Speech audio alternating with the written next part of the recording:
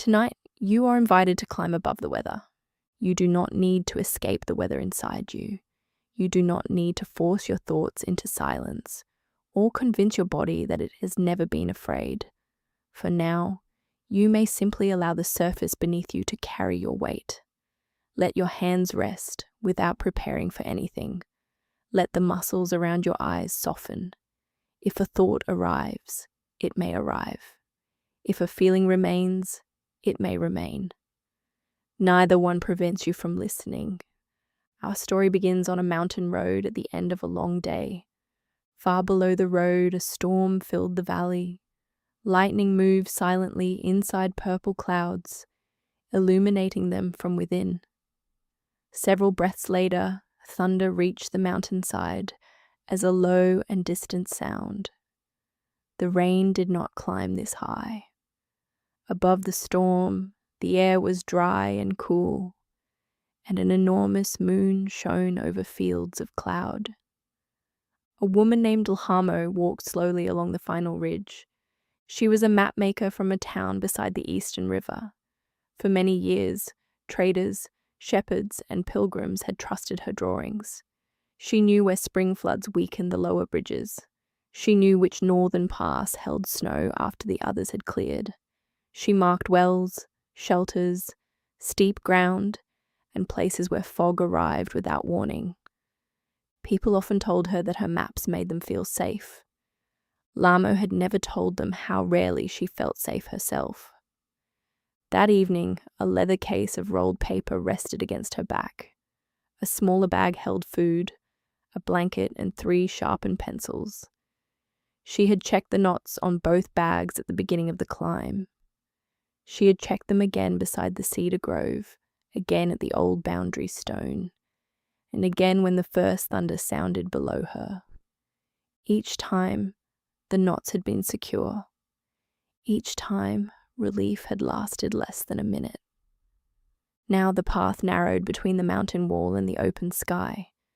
It was wide enough for 2 people to walk side by side, and its stones were dry. Yet Lhamo's body behaved as though the path were collapsing beneath every step. Her heart beat hard.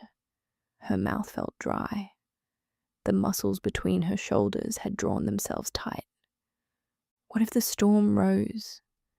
What if the path had been damaged beyond the next bend? What if the monastery gates were closed? What if she became ill where nobody could reach her? What if the safe route she had drawn was no longer safe? She tried to answer each question. The storm would probably remain below the ridge. The path had been maintained for generations. The monastery accepted travelers. She was healthy. Other people used this route every week. But each answer caused the anxious part of her mind to produce a more difficult question. Probably was not certainly. Generations did not include tomorrow. Healthy people sometimes became ill. Other travelers made mistakes. Lhamo stopped and pressed one hand against the cold mountain wall. "I have checked enough," she whispered. Her body did not believe her. Another light moved within the clouds below. The thunder followed, softer than before. Lhamo looked down at the storm and felt the strange unfairness of being frightened by weather that could not reach her. Then the road turned. The monastery of the open sky stood upon a broad shelf of stone above the cloud ocean. Dark timber buildings gathered beneath curved roofs. Warm lanterns hung from carved beams and lined the edge of a reflecting pool.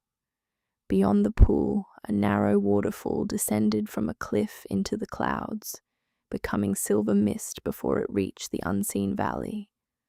Pale smoke rose from a stone burner near the entrance. It divided into several ribbons, folded through itself, and traveled gently to the right. The clouds below the terrace moved in the opposite direction. Their great white surface rolled slowly beneath the moon, as though the whole monastery rested beside a silent celestial sea. Behind the moon, faint teal and violet light moved through the stars. Lhamo forgot to ask whether she was safe. For 3 breaths, there was only the scene before her, Then a lantern beside the gate flickered, and a man stepped from behind the sang burner. He was elderly, with a weathered face and silver hair cut close to his head. He wore a dark red robe beneath a woolen shawl. In one hand, he carried a small bundle of juniper branches. "You found the upper road," he said. Lhamo bowed. "I think so." The old man looked behind her at the single road leading to the gate. "It would be difficult to have found another one." His voice was kind enough that Lhamo smiled. "I am Tenzin," he said. "Tonight I keep the smoke, the lanterns, and the kettle. The smoke and lanterns require little advice. The kettle is more demanding." "I'm Lhamo. I was told travelers could stay here." "They can." Tenzin placed the juniper upon the glowing center of the burner. Fresh silver-blue smoke rose at once, abundant but translucent. It curled above the carved stone bowl and thinned into the night. "You have come a long way," he said. The distance was not very great. "Distance is not the only way a journey becomes long." Lhamo glanced back toward the narrow path. "I nearly turned around several times." "Was the road dangerous?" "No, that was the problem." Tenzin waited. Lhamo had not meant to say more, yet the storm was below them, the moon was clear, and the old man did not appear impatient. "I knew the road was probably safe," she said. "I had inspected a recent map. I had spoken to 2 people who crossed it yesterday, but I kept feeling that something was wrong. Every time I answered one fear, another appeared. I can draw safe roads for everyone else.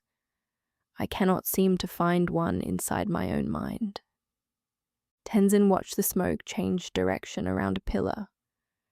"Perhaps a mind is not a road," he said. Lhamo looked at him. "Then how do I make it safe?" "That may be the question making you tired." He lifted a lantern from its hook and led her into the courtyard.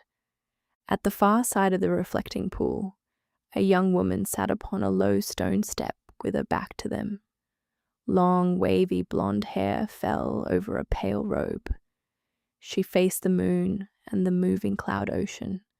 Her body was completely still. "That is Mira," Tenzin said quietly. "She visits when she wishes to listen to the sky." "Does she live here?" "Tonight she does." Mira did not turn. The lanterns cast warm light along the steps while moonlight rested upon the pool. Small ripples traveled across the whole surface, making the reflections shimmer without breaking them. Tenzin showed Lhamo to a simple room opening onto the terrace. A mattress lay upon a raised wooden platform. There was a folded blanket, a clay cup, and a window facing the clouds. "You may sleep here," he said. Lhamo placed down her bags.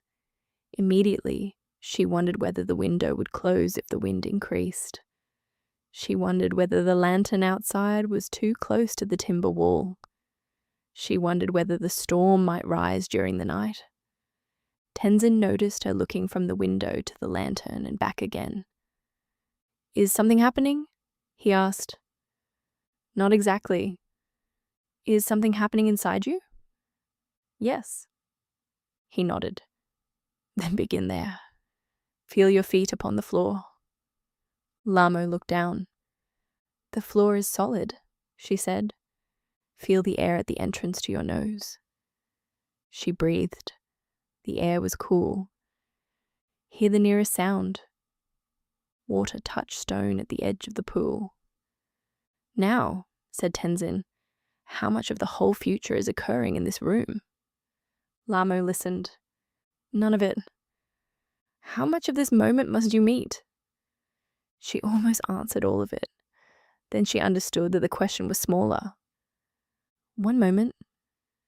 Tenzin lifted the kettle from a small brazier and poured hot water over tea leaves. "This moment is smaller than the whole future," he said. "A frightened mind forgets this. It brings every possible hour into the present and asks one body to survive them all at once. He handed her the cup. Tonight, we will not ask your mind to become empty. We will not command your heart to beat differently. We will give your attention one real thing at a time. The cup was warm between Lhamo's hands. The smoke outside rose and yielded to the wind. The storm continued far beneath them. If you are still following the story closely, you may let the mountain room form gently in your imagination. You do not need to see every detail. The floor may simply be solid beneath Lhamo's feet. The cup may simply be warm. The night may simply be larger than the alarm inside her. You too do not need to solve every feeling before you rest. The surface beneath you is here. The next breath is here. And this real moment is smaller than the whole future. After Lhamo had finished her tea, Tenzin carried the kettle back toward the courtyard. She could have remained in the room. The mattress was ready, and her legs were tired from climbing. But tiredness did not yet feel like sleep. Her body still held the road inside it. Every small sound seemed to request an explanation. So she followed him. The sang burner stood near the eastern wall, where the breeze could carry its smoke over the terrace and away across the cloud ocean. It had been carved from dark stone in the shape of a wide bowl. White ash covered glowing charcoal. Tenzin laid several pieces of dried juniper across the heat, then added a pinch of fragrant herbs. Smoke rose in 5 pale ribbons. One traveled almost straight upward. 2 curled around each other. Another flattened beneath the roof and moved sideways. The 5th divided so gently that Lhamo could not tell the moment when one ribbon became 2. "What is this ceremony for?" she asked. "It is an offering," said Tenzin. "A way of beginning with gratitude, clearing the senses and remembering that nothing we hold remains in one shape." "Do you ask the smoke to carry prayers?" "Sometimes. Tonight I'm asking it not to set fire to my sleeve." Lhamo smiled again. Tenzin sat on a stone bench. She sat at the other end and watched the ribbons climb. The wind shifted. Without hesitation, the smoke changed direction. "It never knows where the wind will come from," Tenzin said. "Smoke does not know anything." "Then it has an advantage over us." He picked a small piece of juniper from his robe. "A merchant once arrived here during the season of strong winds. He watched me make this offering and said the smoke was weak because it could not remain upright. He admired the stone walls. They stood against every gust." Tenzin turned the juniper between his fingers. "That winter, a storm loosened several stones from the upper wall. The smoke survived perfectly." Lhamo looked toward the pale ribbons. "Because smoke cannot be broken." "Because it does not insist that the wind follow its plan." "People need plans." "Of course. Plans are useful drawings. They are poor rulers." Lhamo thought of the maps in the leather case beside her bed. Every line was a plan for movement through uncertain land. "If I did not plan," she said, "people could be hurt." "I did not say that you should stop planning. I said you might stop asking a plan to control the wind." He told her of a woman named Pema, who lived in a high village west of the monastery. Pema wove tents from yak wool. Her work was admired because her tents were strong, warm, and carefully made. Before cutting the wool, she measured it. Before joining 2 pieces, she checked the seam. When she built a tent for a family, she considered the number of people, the direction of winter weather, and the slope upon which they would place it. Her care served her work. Then one year, a fierce storm arrived earlier than expected. Pema's own tent survived, but a neighbor's chimney broke. A stone damaged another family's roof. Nobody was seriously injured, yet Pema began to believe that preparation had failed because it had not prevented every difficulty. Before the next winter, she worked without rest. She strengthened her tent ropes, then strengthened the strengthened ropes. She added a second outer covering and a third. She placed extra stones around the base. Each improvement revealed another possibility. The ropes might hold while a pole broke. The poles might hold while snow blocked the entrance. The entrance might remain open while smoke gathered inside. Pema stopped weaving tents for other people because all her time was spent protecting her own. When autumn came, her tent was heavier than any tent in the village. It was also almost impossible to move. One afternoon, an old shepherd visited while Pema was testing the ropes. "How will you know when the tent is safe enough?" he asked. "When I have prepared for everything." The shepherd looked toward the open mountain. "Everything has not happened yet," he said. "How will you inspect it?" Pema did not appreciate the question. That night a mild wind passed through the village. It made the prayer flags lift and settle. Pema remained awake, listening to every rope. When one creaked, she rose to inspect it. When the roof cloth moved, she lit a lamp. The tent survived the night exactly as it had survived hundreds of nights before. But Pema did not experience that survival. She experienced only inspections. The next morning, the old shepherd returned. He carried a small tent no larger than a folded blanket. "Walk with me," he said. "I cannot leave. Weather may come. Weather will come whether you leave or stay." He led her to a summer pasture above the village. There, he unfolded the little tent between two rocks. Its cloth was worn. Its ropes were ordinary.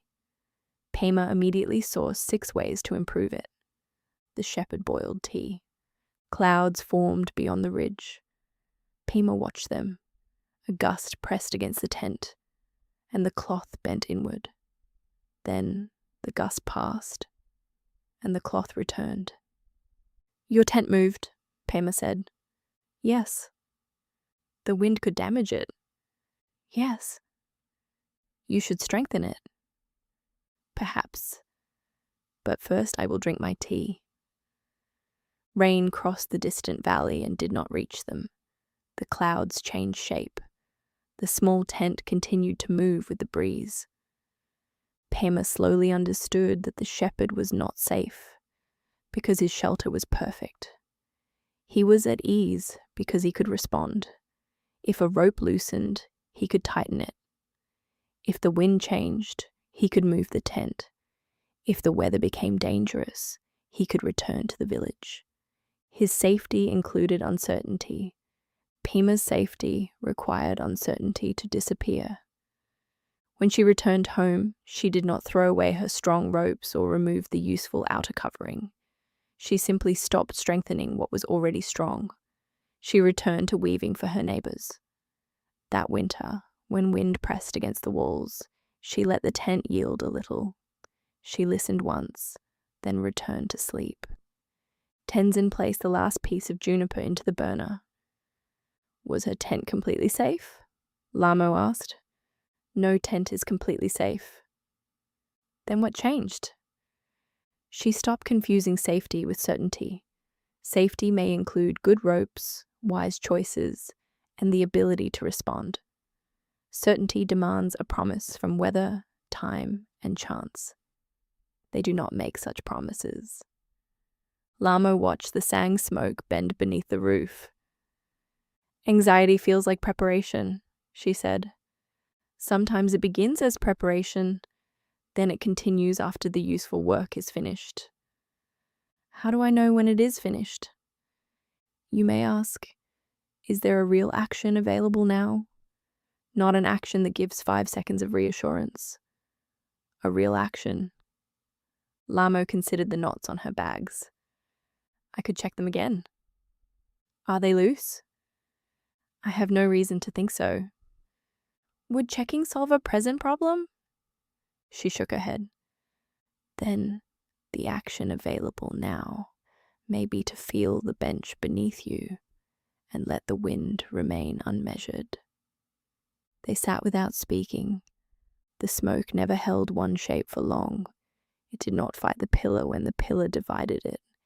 It did not return to inspect the curl it had made a moment earlier. It rose, bent, thinned, and became part of the open night. Lhamo's thoughts did not behave like smoke. They continued to ask whether she had forgotten something, but the question seemed less solid while she watched the pale ribbons pass through moonlight. Perhaps flexibility was not the failure of control. Perhaps it was another kind of strength. You may imagine the smoke now, if the image feels gentle. Several translucent ribbons rise from a warm stone bowl. Each one is visible for a little while. Each responds to air you cannot see. Nothing forces it to remain straight. Your breath may move in its own way. Your body may settle in its own time. You do not need to know the direction of every future wind. For this moment, the shelter around you is enough.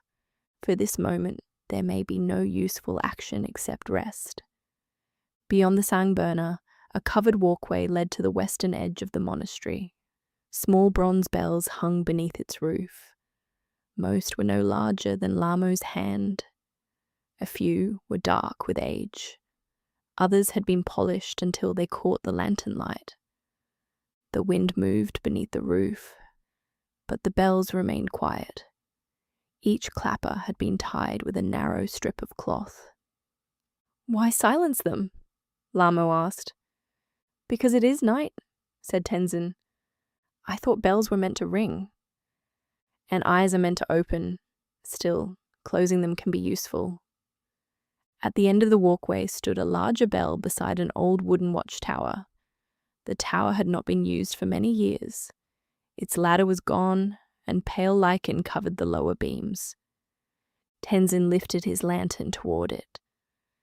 Long ago, before the lower villages joined their roads, this monastery kept a watchman here. His name was Dorje. Dorje was young when he accepted the work. He had excellent hearing and took his duty seriously. From the tower he could see the mountain paths and most of the valley. A large bell hung beside him. One pattern warned of fire. Another called for help after a rock fall. A third announced travelers in danger. For the first months, Dorje performed the work well. Then, during a summer night, thieves entered a distant storehouse. Dorje did not see them because fog covered the lower road. Nobody blamed him. The storehouse was far beyond the area he had been asked to watch. Yet Dorje began to imagine what else he might miss. The next night he heard stones moving below the tower. He rang the bell for danger. The monks came carrying lanterns.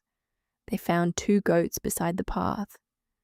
Everyone laughed, including Dorje. Several nights later, he saw a light among the trees and rang again. This time, a traveler had stopped to repair a sandal. After that, Dorje promised himself he would wait for clearer evidence. But waiting felt irresponsible. What if the next uncertain sound was a real danger? What if he delayed and somebody was hurt? It seemed better to ring too often than once too late. So he rang when foxes crossed dry leaves. He rang when mist resembled smoke. He rang when the moon reflected from a metal cup on the lower road. Each alarm caused the monastery to wake. Doors opened. Feet hurried across courtyards. Lanterns were lit. Hearts beat faster. Then the harmless source was discovered, and everyone returned to bed. At first the monks praised Dorje's caution. Later, they began to walk more slowly when the bell sounded. Eventually some slept through it. Dorje noticed their response and became more frightened. "You do not understand," he told them. "One day the danger will be real." He began ringing longer and harder so nobody could ignore him. Before winter, Dorje no longer slept during the day. He spent those hours thinking about what might happen at night. In the tower, he watched so intensely that ordinary shapes changed beneath his gaze. A bush became a crouching stranger. A cloud became smoke. Wind became approaching feet. His body sounded its own bell. His pulse struck inside his chest. His stomach tightened. His breath shortened. He interpreted these sensations as further evidence. If his heart was beating so hard, surely something must be wrong. One night, an old nun named Choden climbed the tower. She carried 2 cups of butter tea. Dorje did not look away from the valley. "You may leave the tea," he said. Choden placed both cups beside the bell. "I came to take the first watch. I cannot leave." "Why?" "There may be danger." "There may always be danger." "Exactly." Choden sat down and drank 1 cup. "Tell me what you see." Dorje pointed toward the lower forest. "There, a pale shape between the trees." "What do you know about it?" "It could be a person." "That is what it could be. What do you know?" Dorje stared. "It is pale. It is between 2 trees. It is not moving." They waited. The moon shifted, and the pale shape became a boulder. Choden pointed toward another part of the valley. "What do you see?" "A light." "What do you know?" "It is small. It appears and disappears." They watched until fireflies rose from the grass. For the rest of the watch, Choden asked the same questions. "What is happening? What might be happening? What is your body predicting? Is there an action required now?" Dorje discovered that he had been answering the first question with the most frightening answer to the second. A sound might be danger, so he experienced it as danger. A shadow might conceal someone, so his body behaved as though someone were already approaching. Near dawn, stones moved below the tower. Dorje reached for the bell rope. Choden did not stop him. "What do you know?" He listened. Several stones moved. The sound came from the eastern slope. "I cannot see the cause." "What action is required?" Dorje wanted to ring. Instead, he lifted a shielded lantern and opened it toward the slope. A small deer stood beside the path. He laughed, but then tears filled his eyes. "How do I know when to ring?" "Not by waiting for absolute certainty," Choden said. "You watch for clear signs. You use your training. You accept that no watchman can prevent every event. And you remember that the bell is meant to serve the village. The village is not meant to serve the bell." For several weeks, Choden shared the night watches. Dorje learned to name what was actually present before naming what it could become. He learned to wait through 3 breaths when no immediate action was required. He learned that the pounding inside him was an alarm asking for attention, not a command that must always be obeyed. The bell sounded less often. When it did sound, people came quickly again. Years later, Dorje became known as a reliable watchman, not because he saw every danger, but because he no longer made danger from every shadow. Tenzin rested one hand on the old tower beam. "Our bodies contain watchmen," he said. "They are ancient and loyal. They listen for what might harm us." "Mine rings for everything," Lhamo said. Perhaps it learned that ringing felt safer than waiting. "How do I make it stop?" Dorje did not break the bell. He learned when its sound was useful. Tenzin untied one of the small bells beneath the walkway. Wind caught the clapper, and a single clear note moved through the monastery. Then he tied it again. Lhamo felt her body respond to the sudden sound. Her shoulders lifted. Her breath paused. Her heart struck harder once, then again. "There," Tenzin said. "An alarm." They waited. No danger followed. The sound dissolved into the cloud-filled valley. "And now?" he asked. Lhamo noticed her shoulders. She lowered them a little. "Now the bell is finished. Your body may take longer to understand. Let it take longer. You need not create a danger to justify the feeling." They stood beside the silent bells while Lhamo's heartbeat slowed on its own. She had always treated fear as evidence. If her stomach tightened before a journey, she searched for the flaw in the plan. If she woke with her heart racing, she searched for the threat that must have caused it. She did not allow an alarm to be only an alarm. "An alarm is not a prophecy," Tenzin said. Lhamo repeated the words quietly. "An alarm is not a prophecy. The body can ring before the danger is known. The body can ring when no danger arrives. And the sound can end without every shadow being inspected. If your own body has been watchful tonight, you do not need to argue with it. You may thank the watchman for trying to help. You may feel the support beneath you. You may notice that this room is not every uncertain road. This breath is not tomorrow.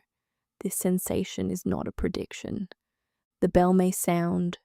You may listen. And when no action is required, you may let the sound fade into the night." The western walkway opened into a long room lined with wooden shelves. Rolled maps rested in clay tubes. Others lay beneath flat stones upon broad tables. A single lantern burned near the center. Lhamo stepped inside and immediately felt at home. She recognized old survey marks, route symbols, and the careful changes of ink that showed where one mapmaker's knowledge ended and another's began. Some maps were beautiful. Mountains rose in small painted ranges. Rivers curved across yellowed paper. Monasteries were marked by tiny red roofs. Other maps were plain working documents, crowded with measurements and notes. Lhamo moved toward a map of the Eastern River. "This is very old." "Nearly 200 years, Tenzin said. "The river has changed course since then." "Yes." "And this bridge no longer exists." "Also yes." She looked at him. "Then why keep it?" "Because it tells us where people once believed the river would remain." Tenzin unrolled another map. It showed a mountain district in extraordinary detail. Every field had been outlined. Every building appeared separately. Small rocks were drawn beside the roads. Trees were marked one by one. At first, Lhamo admired the precision. Then, she noticed that several pieces of paper had been attached around the original edges. More paper had been attached to those pieces. Notes crowded the margins in writing that became smaller and less steady. "Who made this?" she asked. "A mapmaker named Sonam. Perhaps you know the story." Lhamo did not. Sonam had been the finest surveyor of his generation. He could judge distance by the rhythm of his walking. He remembered the shape of land after seeing it once. His early maps were clear, accurate, and useful. During a journey through an unfamiliar district, Sonam gave a trader directions to a river crossing. Heavy rain came before the trader arrived, and the river rose. The crossing became unsafe.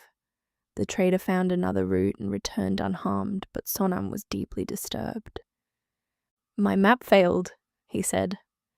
His friends told him that the map had been accurate when he drew it. A map could not include weather that had not yet happened. The trader had observed the river and responded wisely. Sonam heard only that his map had failed. He decided to create a perfect one. He returned to the district and measured every path. He marked seasonal streams, loose stones, and trees that might fall. He interviewed farmers about wind, shepherds about snow, and elders about earthquakes. The new map was enormous and impressive. Before releasing it, Sonam wondered whether a traveller might need to know where thorn bushes grew. He added them.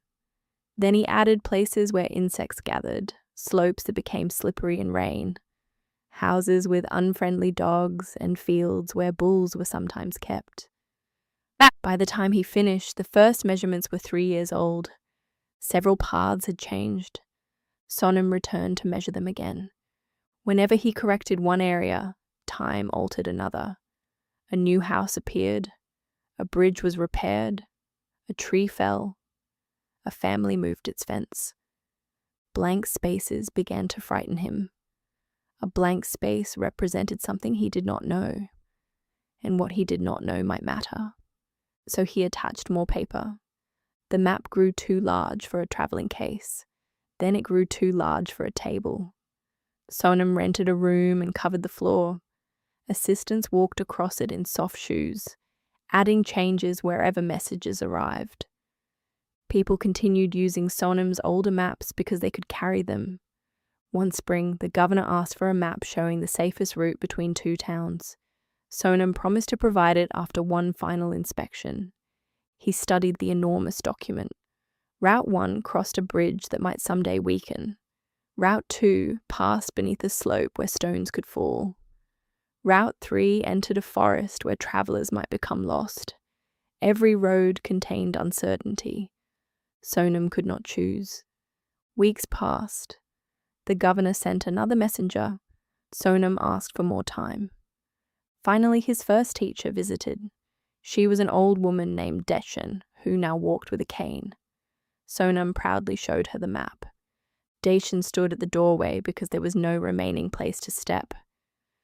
"It contains everything," Sonam said. "Does it contain this room?" "The room is not part of the district." "Then it does not contain everything." Sonam thought she was teasing him. Deshan asked for the route between the 2 towns. Sonam explained every possible problem. "Which road would you take today?" she asked. "I need more information." "Which road would you take with the information you have?" Sonam looked at the map and felt sick. Deshan picked up a blank piece of paper. With 3 strokes of charcoal, she drew the 2 towns and the southern road between them. She added the river, the bridge, and a note to inspect local conditions. "That is incomplete," Sonam said. "Yes. Something could happen that is not shown. Something will always happen that is not shown." She rolled the simple map and placed it in his hand. A useful map does not remove the traveller's need to look at the road. Sonam understood then that he had tried to make paper perform the work of living. He wanted the map to protect every future traveller from every future change. To do that, it would need to become the land, the weather, the traveller, and time itself. He released the simple map. Then he opened the shutters of the workroom. Wind moved across the enormous document. Several attached pages lifted. Sonam did not rush to hold them down. In the years that followed, he returned to making clear maps. He included what was known and marked uncertain areas honestly. At the bottom of each one, he wrote a short sentence. "Observe the road that is actually beneath your feet." Tenzin smoothed the edge of Sonam's impossible map. "He kept this one?" Lhamo asked. "He gave it to the monastery. He said it was a portrait of fear disguised as excellent work." The words unsettled her. Lhamo's own maps were not this extreme. They fitted into leather cases. People used them. Yet she recognized the wish beneath Sonam's work. She wanted knowledge to become certainty. If she checked enough routes, asked enough questions, and imagined enough problems, perhaps nobody would be surprised. "A blank space feels dangerous," she said. "A blank space is honest. It means I don't know." "Yes. And if I need to know?" "Then you learn what can be learned. After that, the blank space remains blank."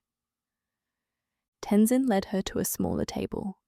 A fresh sheet of paper waited beside a brush. "Draw the room," he said.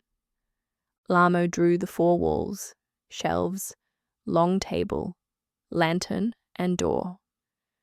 "Now draw every grain in the timber."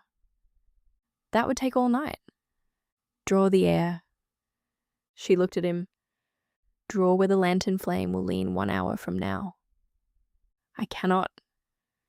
Is your first drawing still useful? Lhamo examined the simple lines. Yes. Then completeness was not required.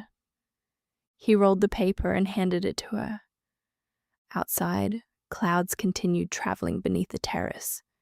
No map could have held their changing edges.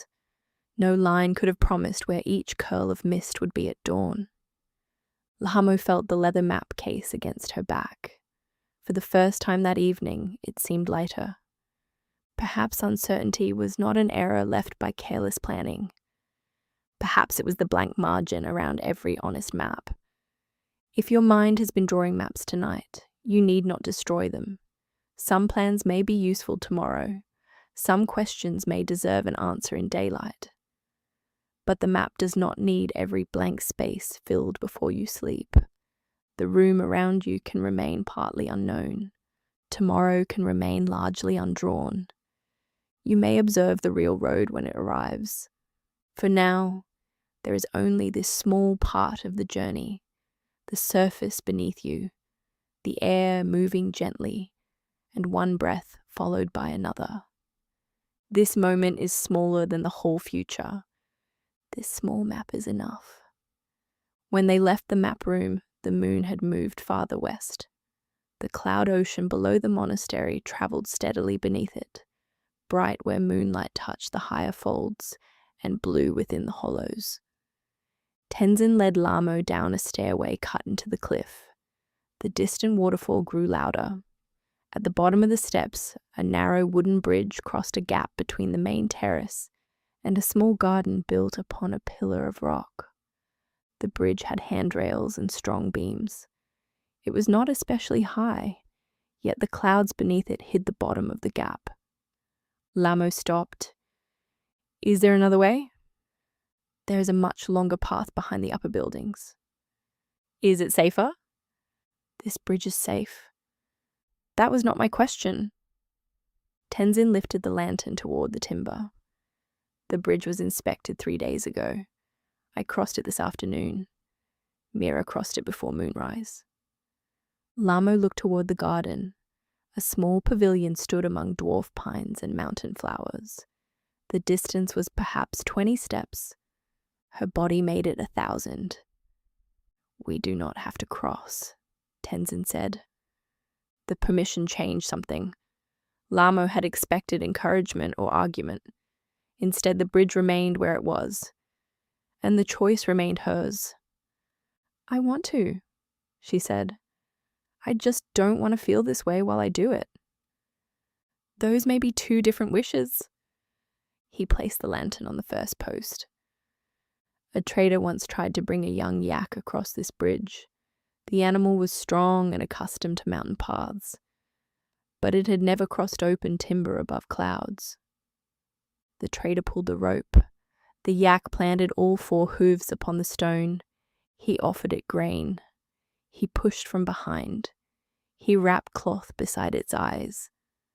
Nothing worked.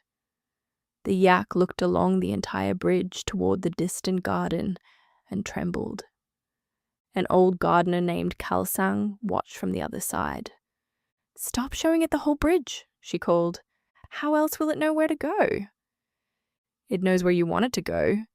It does not know how to cross 20 steps at once. Kalsang walked to the center. She crouched and placed a piece of apple upon the first plank. The yak stretched its neck. Its front hoof remained on stone. Kalsang waited. Eventually the hoof moved onto timber. The bridge creaked. The yak pulled back, but Kalsang did not drag it forward. She placed another piece of apple near the second hoof. For a long time, nothing happened. Then the second hoof moved. The yak now stood half on the bridge and half on the terrace. It did not become calm. Its flanks moved quickly. Its legs remained tense. But it had discovered that fear and one planted hoof could exist together. Kalsang gave it no view of the entire task. She offered one plank, then another. Some steps came quickly. Others required waiting. Halfway across, the yak tried to turn, and the trader became impatient. "We are almost there," he said, pulling the rope. Khalsang stopped him. "Almost there is still not this step." She placed her hand on the plank in front of the animal. The yak lowered one hoof. When it finally reached the garden, everyone expected it to run away from the bridge. Instead, it began eating grass beside the final post. The trader laughed with relief. Now it knows the bridge is safe. "Perhaps," said Khalsang. "Or perhaps it knows that a frightening bridge can be crossed one hoof at a time." Tenzin looked at Lhamo. "Would you like to try the first plank?" She stepped onto it. The wood felt firm. Her heart did not slow. "Now what?" she asked. "Nothing, until this plank has been allowed to be enough." Lhamo held the rail. She noticed the urge to look at the whole crossing, measure the distance, and imagine the gap.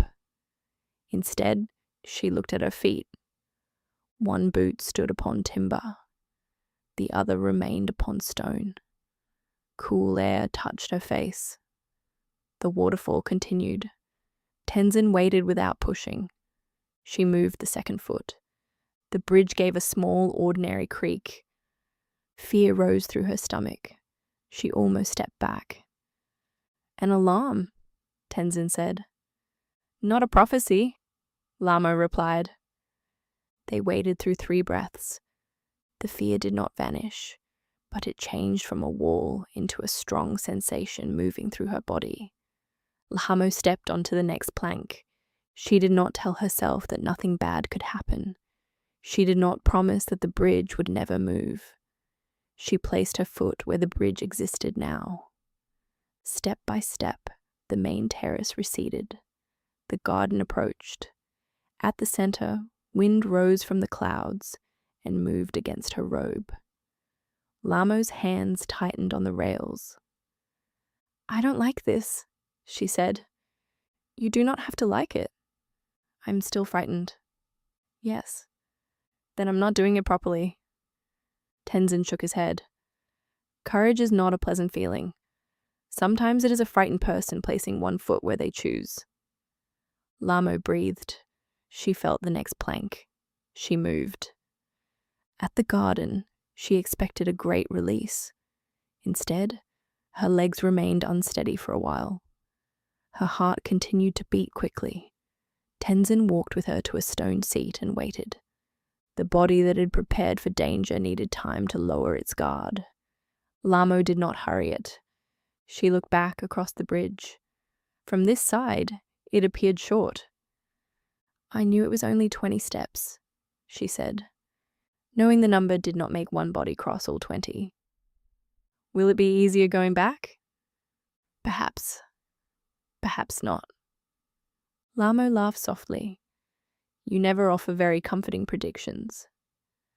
"Predictions have caused you enough trouble. I offer company." They sat among the dwarf pines. Tiny white flowers moved in the breeze. The cloud ocean flowed below the garden and continued beyond the mountains.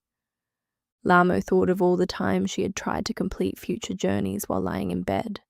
She crossed difficult bridges in imagination, held conversations that had not begun, and solved losses that had not occurred. Her body took every imaginary step, yet never reached the other side.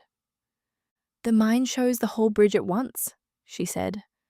"Then bring it back to one plank." "What if tomorrow contains something difficult?" "Tomorrow may contain a first plank. When it arrives, you may place one foot there." "And the rest?" "The rest of the bridge does not need your weight yet. If the night ahead has felt long, you do not need to cross all of it now. You do not need to fall asleep for 8 hours. You do not even need to fall asleep within the next few minutes. There is only this plank, the place where your body rests. The air entering and the air leaving. Fear may stand beside you. It does not have to disappear before the next gentle moment can begin. One planted foot is enough. One real breath is enough. The rest of the bridge does not need your weight tonight. The garden path curved behind the little pavilion and descended toward the waterfall. At first, Lhamo saw only its upper stream, bright beneath the moon. Water slipped between black rocks, gathered at the cliff, and fell in many silver strands. Wind moved the finest spray away from the mountain. The falling water disappeared into clouds long before reaching the valley. A stone channel diverted a small portion into a basin beside the path. Wooden cups rested on a shelf for travelers. Tenzin filled one and handed it to Lhamo. The water was cold and clear. A novice named Jampa once looked at this waterfall and made an unusual decision, he said. He decided to collect it. Jampa had recently been given responsibility for the monastery's water jars. Every morning he filled them from the channel. One dry season, the stream became thin. There was still enough water, but Jampa began to fear that it would stop completely. He filled every jar. Then he borrowed bowls from the kitchen. He filled the washing tubs, teapots, and flower vases. When those were full, he carried water to old rooms nobody used. The other novices asked why. "We may need it later," he said. At night, Jampa thought about water escaping over the cliff. Thousands of cups fell every minute and vanished into the clouds. It seemed wasteful and dangerous. If he could save more today, perhaps the monastery would be protected from tomorrow's thirst. He found a large clay vessel in a storehouse and placed it beneath the channel. It filled quickly. He found another. Soon, vessels covered the path. The abbot asked him how much water would be enough. "All of it," Jampa replied. The abbot gave him a small cup. "Then begin with the waterfall." Jampa believed this was approval. He carried the cup to the cliff and held it beneath the falling water. The force knocked it from his hand. He retrieved the cup and tried again from the edge. Water filled it instantly and poured over every side. Jampa covered the top with his palm, but then no more could enter.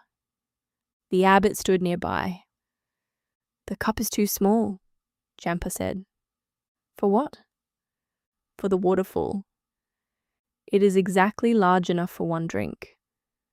Jampa looked at the endless water and then at the cup. The abbot said, "Your task is to care for today's jars. You have asked your 2 hands to hold every future drink." "But what if the stream stops?" "Then we will meet a dry stream. We will ration what remains, search for another spring, ask the lower village for help, or move until rain returns." "You cannot know that those plans will work." "No, but failing to hold a waterfall in a cup is not a plan." Jampa began to understand how much labor his fear had created. Some stored water had already become stale. Several vessels blocked the path. A washing tub had cracked beneath the weight. He emptied the unnecessary containers into the garden. He kept the ordinary jars filled and checked the stream once each morning. During the dry season, it became smaller. Then rain returned and it grew again. For years afterward, whenever Jampa tried to carry too much future, the abbot placed a cup in his hand. Tenzin filled the wooden cup again and set it beneath the narrow channel. Water entered and overflowed. "An anxious mind does this," he said. "It places itself beneath the future and tries to contain the entire flow." Lhamo watched water run over his fingers. "Thinking feels like the only container I have." Thinking is a fine cup.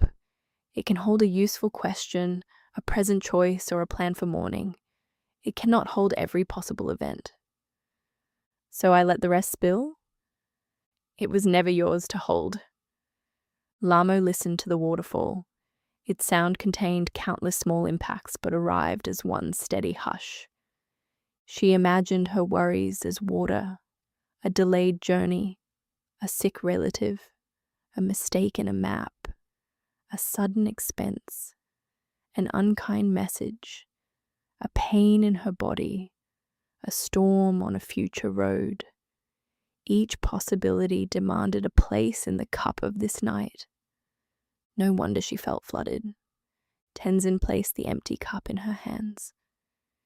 Choose one real thing occurring now. I am standing beside a waterfall. Does that fit? Yes. Another. My hands are cold from the cup. Does that fit? Yes. Another. Lhamo listened. I am tired. That fits too. The future remained large, but she was no longer trying to pour all of it into one sentence. What do I do when the worries keep coming? She asked. Notice that the cup is full. Let the extra water pass without drinking it. They began walking back through the garden. The waterfall continued behind them, neither stored nor lost. It belonged to its own movement. At the bridge, Lhamo felt fear return. She did not place the whole crossing inside her mind. She felt the first plank, then the second. Halfway across, she heard thunder below the clouds. Her heart jumped. She paused, held the rail, and named what was real. Timber beneath her feet, cool metal beneath her hand.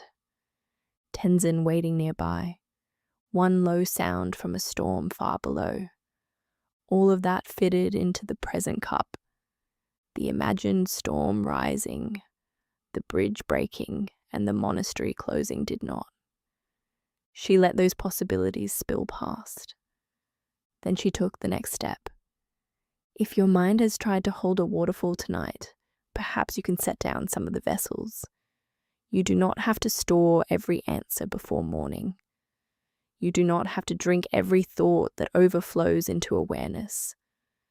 This moment may be small enough to hold the weight beneath you, the temperature of the air, one sound nearby, one breath that arrives without being planned. The waterfall may continue. The cup may remain small, and small may be exactly the peaceful amount. Back on the main terrace, Tenzin led Lhamo behind the prayer hall to a quiet courtyard. Against the mountain stood the remains of an unusual building. Its foundation was broad enough for a palace, but the rooms were narrow and crowded. One wall contained 3 doors placed side by side. Roof beams crossed at unnecessary angles. A stone chimney rose beside another chimney, and then a third. Moonlight entered through an unfinished window. Was this a monastery building? Lhamo asked. It was meant to be a house, said Tenzin. Its owner was named Norbu. Norbu traded wool, salt, and tea. He travelled widely and earned enough money to build a comfortable home near his native village. He chose good land, hired skilled workers, and began with a simple plan: 2 warm rooms, a kitchen, and a sheltered place for animals. Before the foundation was complete, an unusually cold winter struck a northern district. Norbu heard that roofs had collapsed beneath snow. Strengthen mine, he told the builders. They widened the beams and adjusted the walls. Then, a traveller described a fire in a crowded town. Norbu added a second kitchen made entirely of stone, far from the sleeping rooms. He added water jars in every corridor and 3 separate exits. The changes were sensible, considered alone. But Norbu did not stop. He heard of thieves and built a hidden storage room. He heard of earthquakes and ordered flexible joints. He heard of illness and added a separate room where any sick visitor could remain. He heard of food shortages and doubled the pantry, then doubled it again. Each precaution created new concerns. The larger pantry required protection from damp. The hidden storage room needed another exit. The water jars might freeze. The stone kitchen might become too cold to use. The builders asked Norbu to approve the final roof. Not yet, he said. We have not considered every winter. Years passed. Norbu continued living in a rented room beside the market while his house grew more complicated. He stored furniture in a warehouse because the rooms were not ready. He postponed marriage until the house was safe. He declined journeys because he needed to supervise construction. One spring, his younger sister visited the site with her child.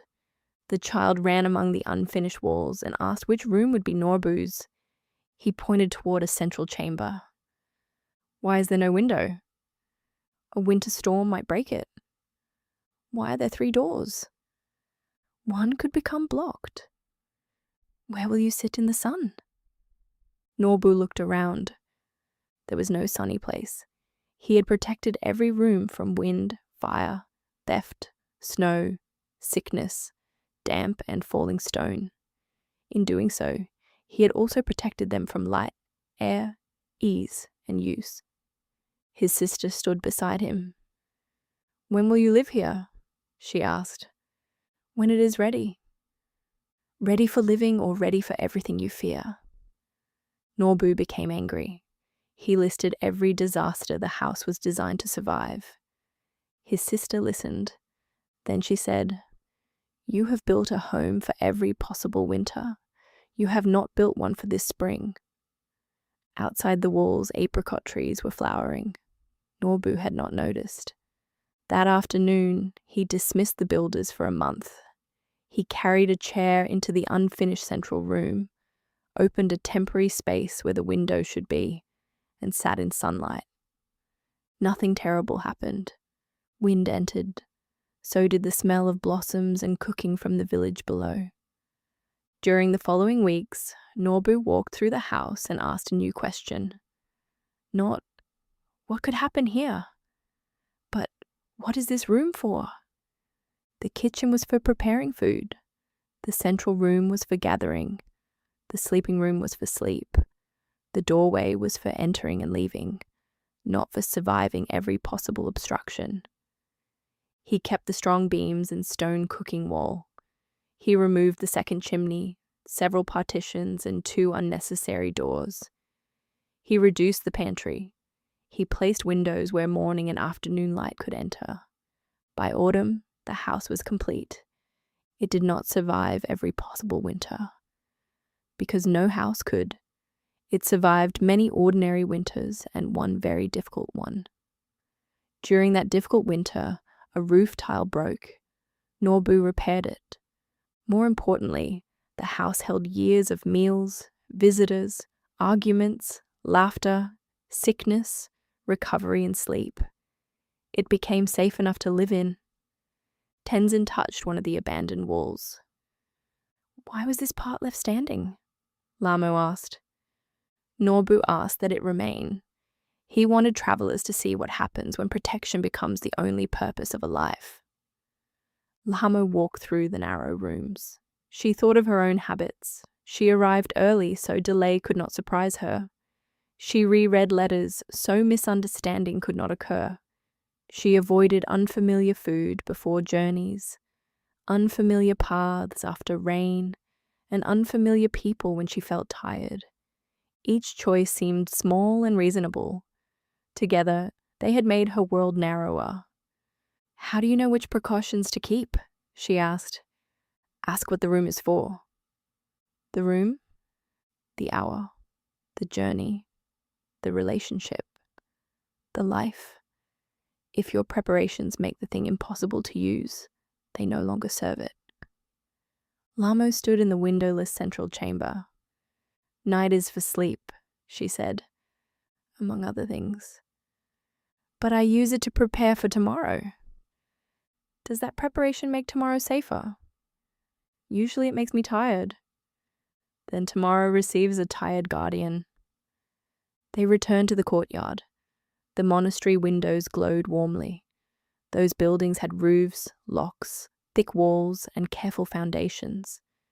They also had doors that opened, windows that admitted moonlight, and rooms in which people actually rested. Protection and living were not enemies. But protection could become so large that living had nowhere to sit. What is this hour for? Tenzin asked. Lhamo looked toward her small room. Rest. Then leave one window open to it. If your mind has been adding rooms to tomorrow's defenses, perhaps construction can stop for tonight. Useful doors may remain. Sensible plans may remain. You do not have to tear down anything that genuinely supports you. But this hour does not need another hidden storehouse. It does not need a third chimney. It does not need to survive every possible winter before it is allowed to become a night. Let this room be for resting. Let this breath be for breathing. Let the unfinished future remain outside the walls until morning. Safe enough to live in may also be safe enough to sleep in. As they crossed the next courtyard, Lhamo felt a sudden flutter beneath her ribs. It was small, perhaps caused by the climb, the tea or the cold air. Yet her attention seized it immediately. The flutter came again. She stopped walking. What is it? Tenzin asked. My heart. What is your heart doing? Something strange. She pressed 2 fingers to her wrist. The pulse seemed fast. She counted. Halfway through the count, she lost track and began again. The act of checking made the heartbeat more noticeable. The more noticeable it became, the more dangerous it seemed. It might be from the altitude, she said, or the bridge, or perhaps I'm becoming ill. Tenzin did not dismiss her concern. Do you have pain? No. Are you faint, unable to breathe, or suddenly unwell? No. Do you need medical help? Lhamo listened to her body. Beneath the fear, she knew the sensation. It had happened many times during anxious nights. I don't think so. Then let us sit. If that changes, we will respond. They sat on a bench outside the prayer hall. Tenzin did not tell her that the heartbeat was imaginary. He did not promise that bodies never required care. He simply remained beside her while the internal drum beat quickly. There was once a novice here named Pasang, he said. He carried a drum beneath his robe. Pasang had entered the monastery at 16. He was thoughtful, eager, and easily startled. During his first winter, an earthquake shook the mountain before dawn. It lasted only seconds and caused little damage, but the sound of timber moving terrified him. Afterward, Pasang began listening for another earthquake. Whenever a cart rattled on the lower road, his heart pounded. When wind moved the roof beams, his stomach tightened. Even in complete silence, he sometimes felt a sudden surge of fear. The pounding became the most frightening part. Pasang believed his heart was warning him before his senses detected danger. If it accelerated, he searched the room. If it struck unevenly, he stopped what he was doing. He counted beats in the prayer hall, the kitchen, and his bed. One day, the teacher asked Pasang to carry a small ceremonial drum beneath his robe from one building to another. The drum was round and hard. With every step, its handle touched his chest. Pasang became alarmed by the repeated thump. For one confused moment, he believed his heart had become impossibly loud. Then he remembered the drum. He laughed so suddenly that another novice thought he had dropped it. The teacher heard what happened and asked him a question. When the drum struck your chest, did it announce an earthquake? No. Did it announce danger within your body? No. It announced that I was carrying a drum. The teacher nodded. And when fear causes your heart to strike harder, what might it announce? Pasang understood the intended answer but did not trust it. It might announce fear, he said, but it might also announce danger. Yes, a bell may ring during a fire, and it may ring during practice. We do not conclude that every bell creates fire. The teacher gave Pasang a task. Each morning he was to walk slowly up the monastery stairs until his heart beat faster. Then He would sit and observe it returning toward its ordinary rhythm. At first, Pasang disliked the exercise. He had spent months trying to prevent the sensation. Now he was being asked to allow it deliberately. On the first day, he climbed 6 steps and stopped. His heart accelerated. Fear accelerated with it. The teacher sat nearby. "What is happening?" "My heart is beating quickly." "What is your mind predicting?" "That I may faint, that something is wrong." "What do you know?" "I climbed 6 steps. I am afraid. I am sitting." They waited. The heart slowed. The next day, Pasang climbed 8 steps, then 10. He learned that a pounding heart could rise and fall without being solved.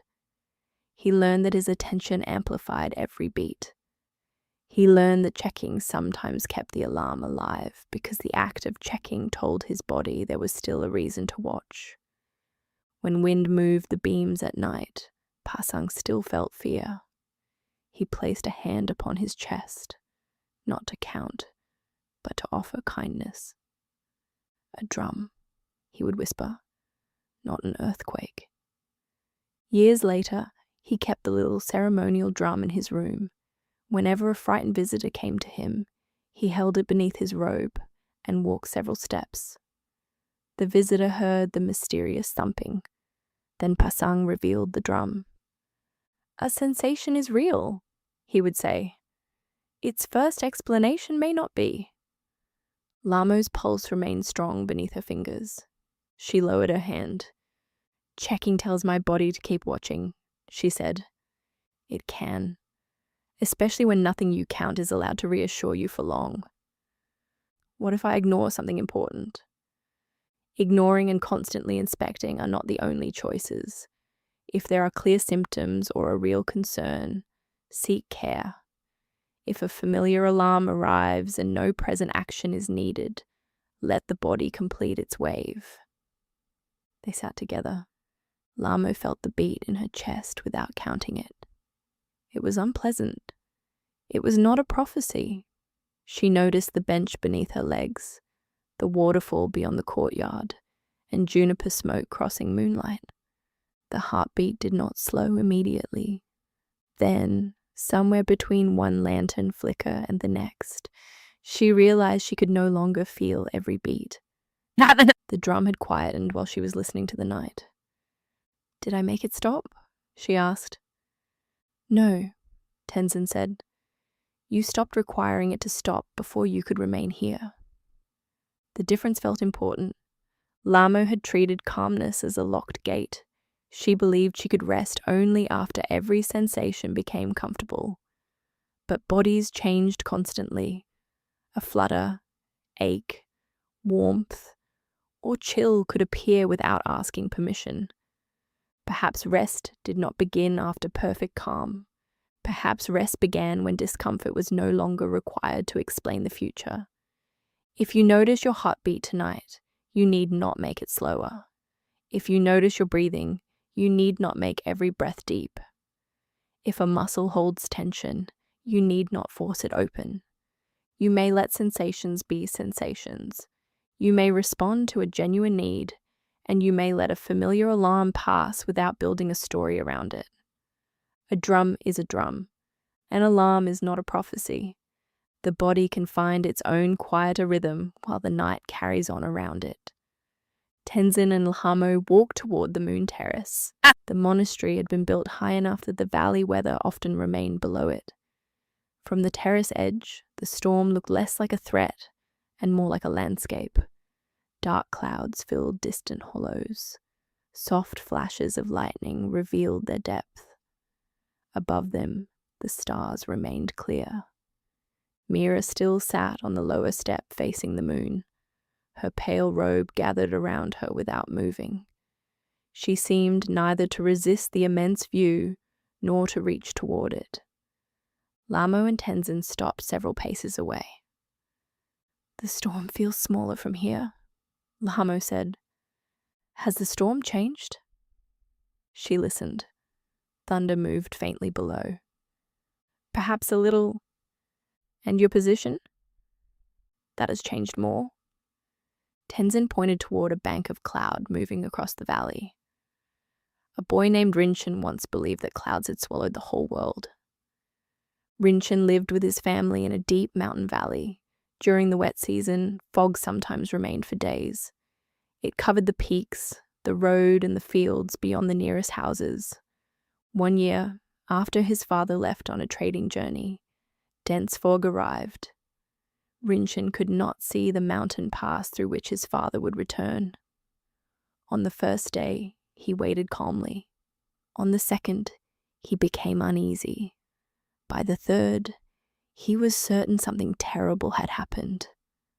His mother explained that journeys were often delayed. The road had safe shelters. Other traders travelled with his father. Rinchen heard her, but the fog outside seemed to confirm his fear.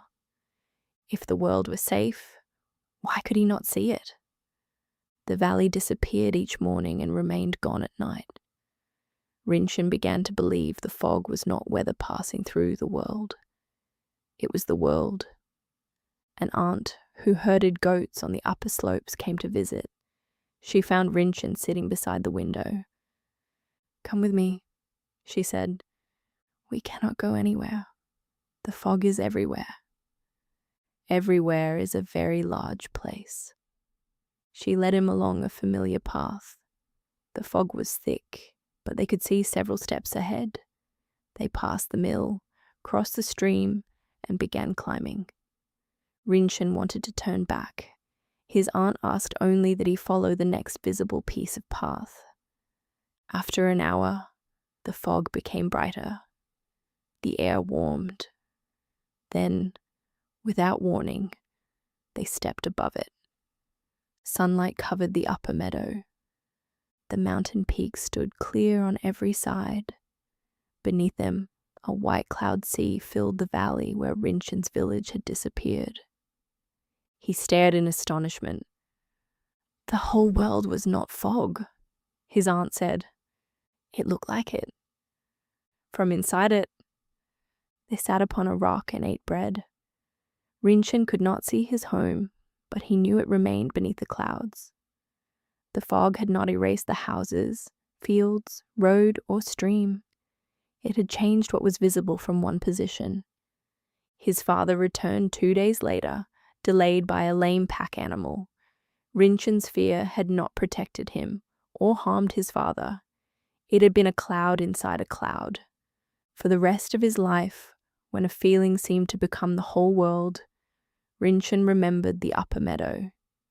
He did not tell himself the feeling was false. The fog had been real. He remembered only that real fog was not all of reality. Tenzin sat on the terrace wall. "Anxiety can fill the valley of attention," he said. "When you stand inside it, every direction appears made of the same weather." "How do I climb above it?" Lhamo asked. "Sometimes you cannot. Sometimes there is no quick upper path.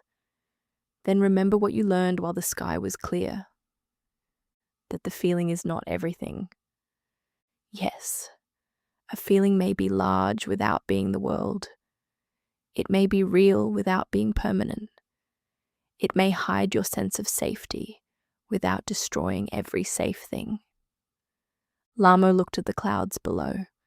One high bank moved across the moon's reflection in the pool. The reflected light dimmed and then returned.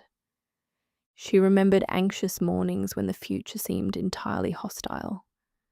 Nothing in the room had changed, yet every possibility carried a dark edge. She had treated that edge as accurate information about the world. "When I'm afraid," she said, "I cannot remember how not being afraid feels. Weather has a poor memory for other weather. And when I feel calm, I think the fear was foolish. Clear skies have a poor memory too.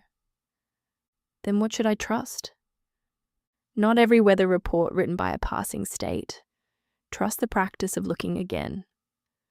Tenzin asked her to name what anxiety made invisible.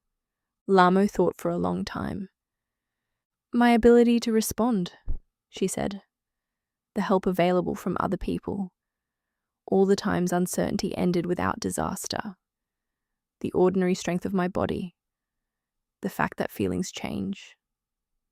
Have those things disappeared tonight? No. Can you feel all of them? No. Something need not be felt every moment to remain true. Mira sat below them, a quiet silhouette against the clouds. Lhamo wondered whether she felt peaceful. Perhaps she did. Perhaps her still body contained sorrow, fear, or tiredness. The posture alone could not answer. That thought was strangely comforting. Calmness did not have to be performed. A person could sit beneath a large sky, with whatever weather existed inside. Another flash illuminated the valley clouds. The upper stars did not react. "The storm is real," Lhamo said. "Yes." "And the stars are real." "Yes. I can only see one clearly from some places." Tenzin nodded. They remained on the terrace while the cloud ocean traveled right to left beneath them. Its shape changed continuously. Towers became waves. Waves flattened into fields. Dark openings formed and closed. Nothing held. Nothing needed to be hurried away. If a feeling has filled your inner valley tonight, you do not need to climb out of it before rest is permitted. You may simply remember that no weather is the entire sky. The feeling is real. The room is also real. The fear is present. The support beneath you is also present. The cloud may hide the mountain without removing it. You do not have to feel every true thing for it to remain true.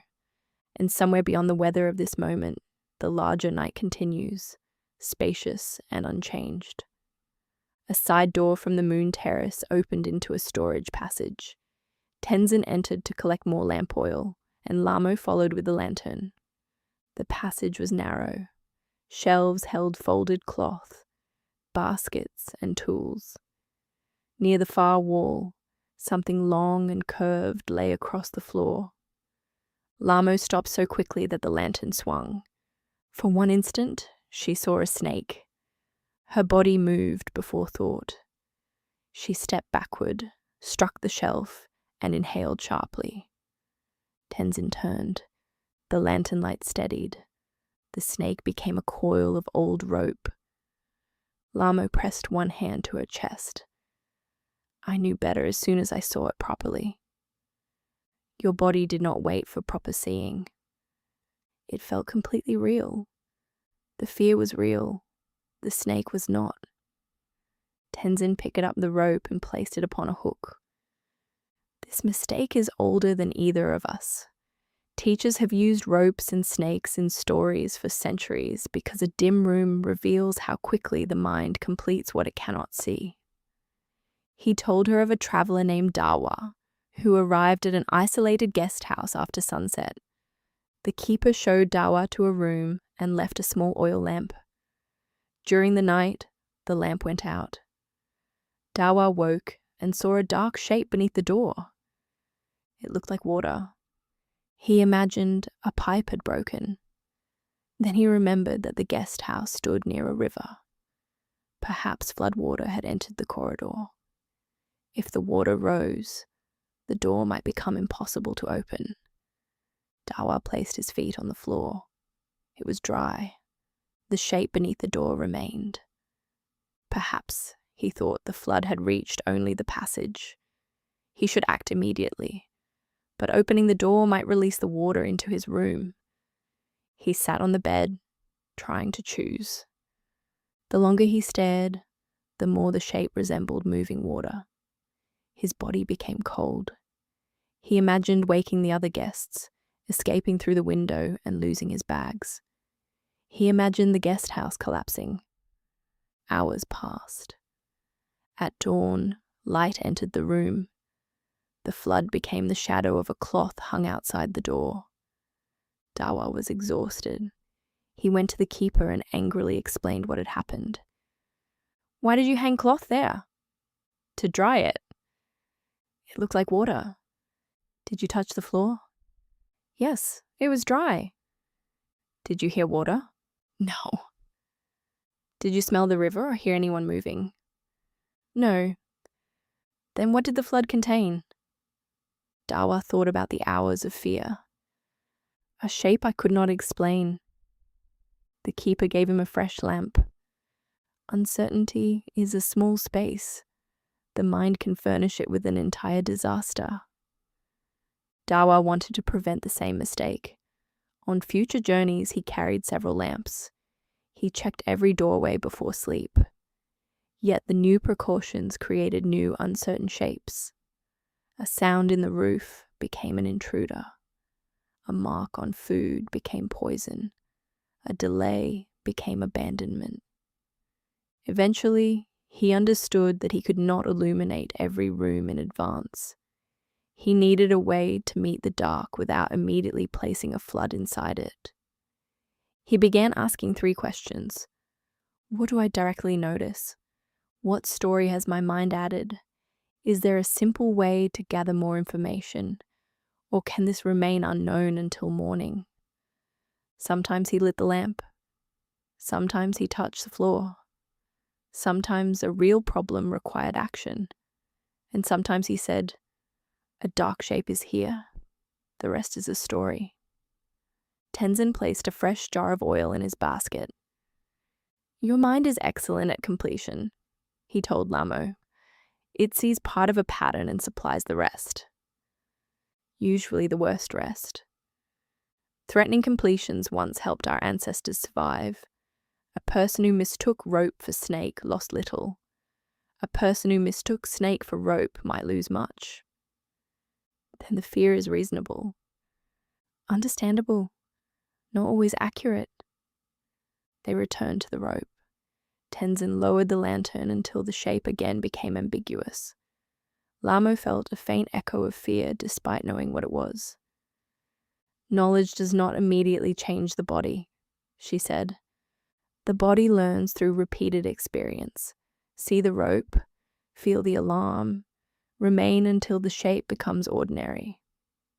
Lhamo approached. The curve on the floor still resembled a resting snake at the edge of vision. She named what she directly noticed. Rough fibers, a frayed end, dust beneath it, no movement. She named the added story, danger, sudden motion, being bitten. She touched the rope with one finger. Nothing changed except her certainty. "What about uncertainty I cannot inspect?" she asked. "A message that has not arrived. A test result. Someone traveling far away."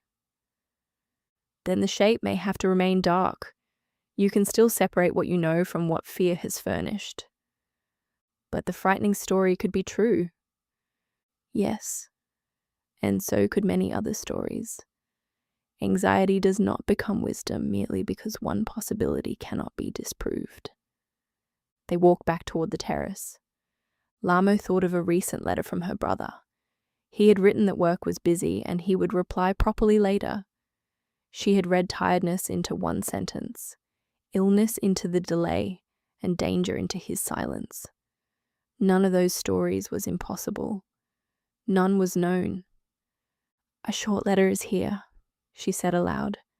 "A delay is here. The rest is a story." Tenzin nodded. The statement did not guarantee that her brother was well. It returned her from imagined certainty to honest uncertainty. Honest uncertainty felt open and uncomfortable. It was also much smaller than disaster. If something is unfinished in your mind tonight, perhaps it can remain an unfinished shape. You do not need to paint the darkest picture upon every blank surface. Notice what is directly here. Notice what the mind has added.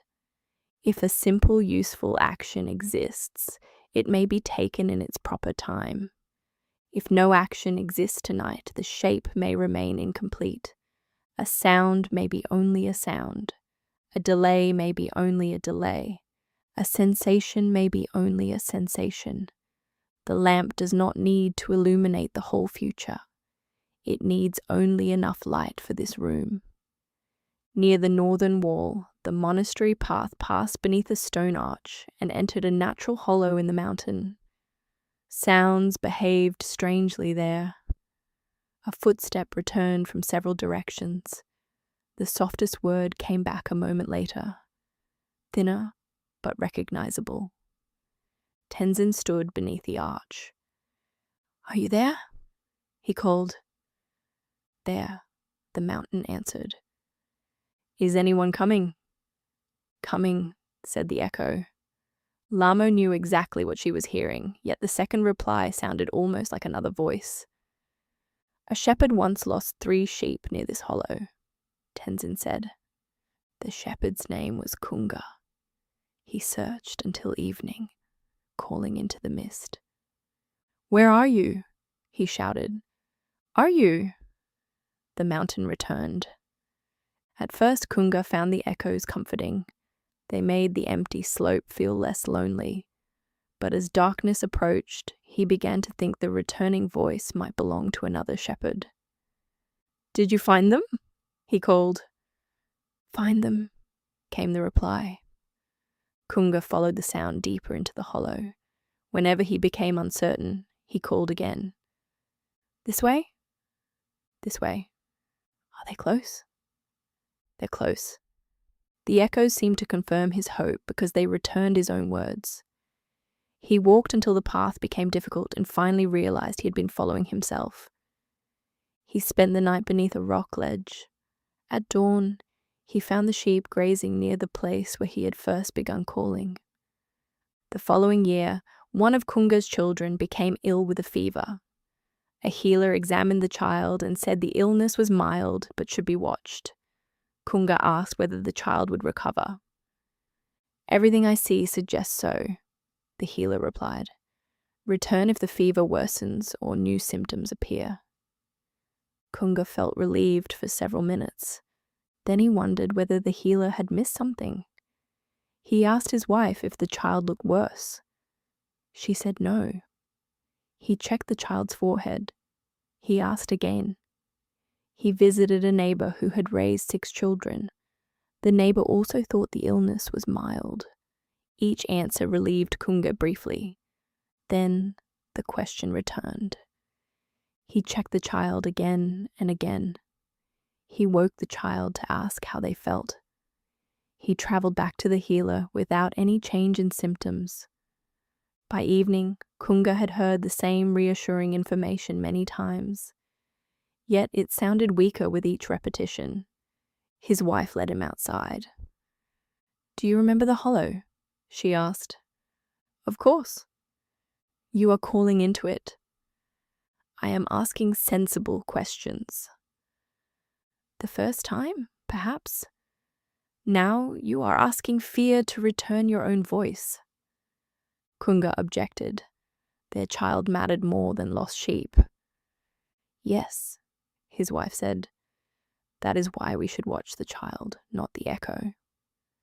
Together, they agreed upon clear signs that would require the healer: a higher fever, difficulty breathing, unusual weakness, or inability to drink. They agreed to check at reasonable intervals. Between those times, they allowed the child to sleep. Kunga still wanted reassurance. Each urge felt urgent and responsible. But he began to recognize the pattern. Question, answer, brief relief, new doubt. The echo sounded like new information because it arrived a moment later.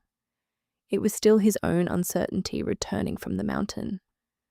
The child recovered. Kunga did not stop caring, asking for help, or checking genuine problems. He learned that care watched what changed. Anxiety often checked because the feeling had not changed. Tenzin called softly into the hollow. "Are we safe?" "Safe," said the mountain. Then he called, "Are we in danger?" "Danger," it answered. "The echo will confirm either question," he said. Lhamo thought of the way she sought reassurance. She inspected the same knots. She reread the same instructions. She asked different people versions of the same question. She searched their faces for hesitation. If they answered confidently, she felt better.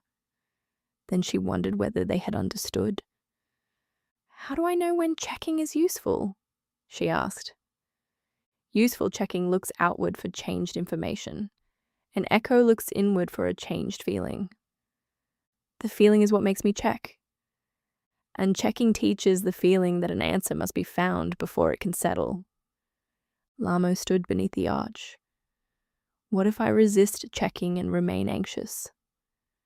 Then you remain anxious for a while. That is uncomfortable, not necessarily dangerous.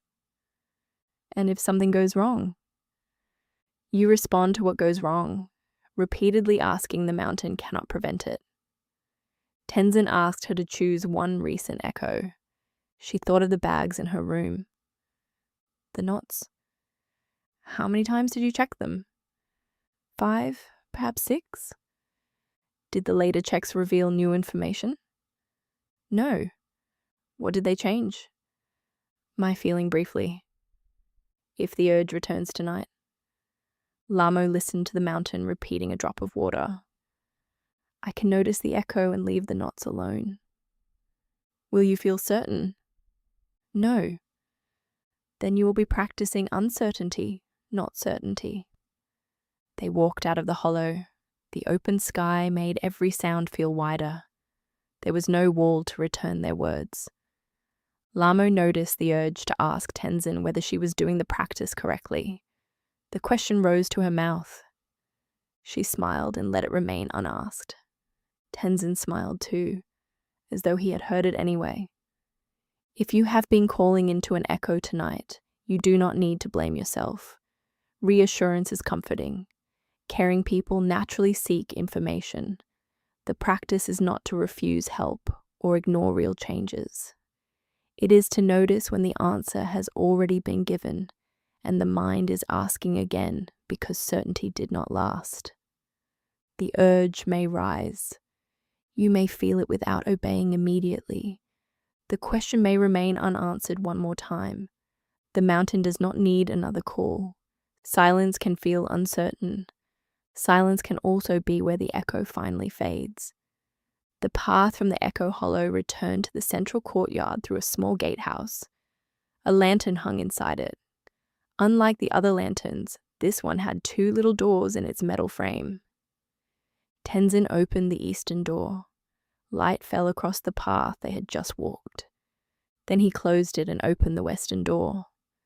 The same flame illuminated the courtyard ahead. The lantern does not create more light, he said. It changes where the light leaves. Lhamo waited for the story.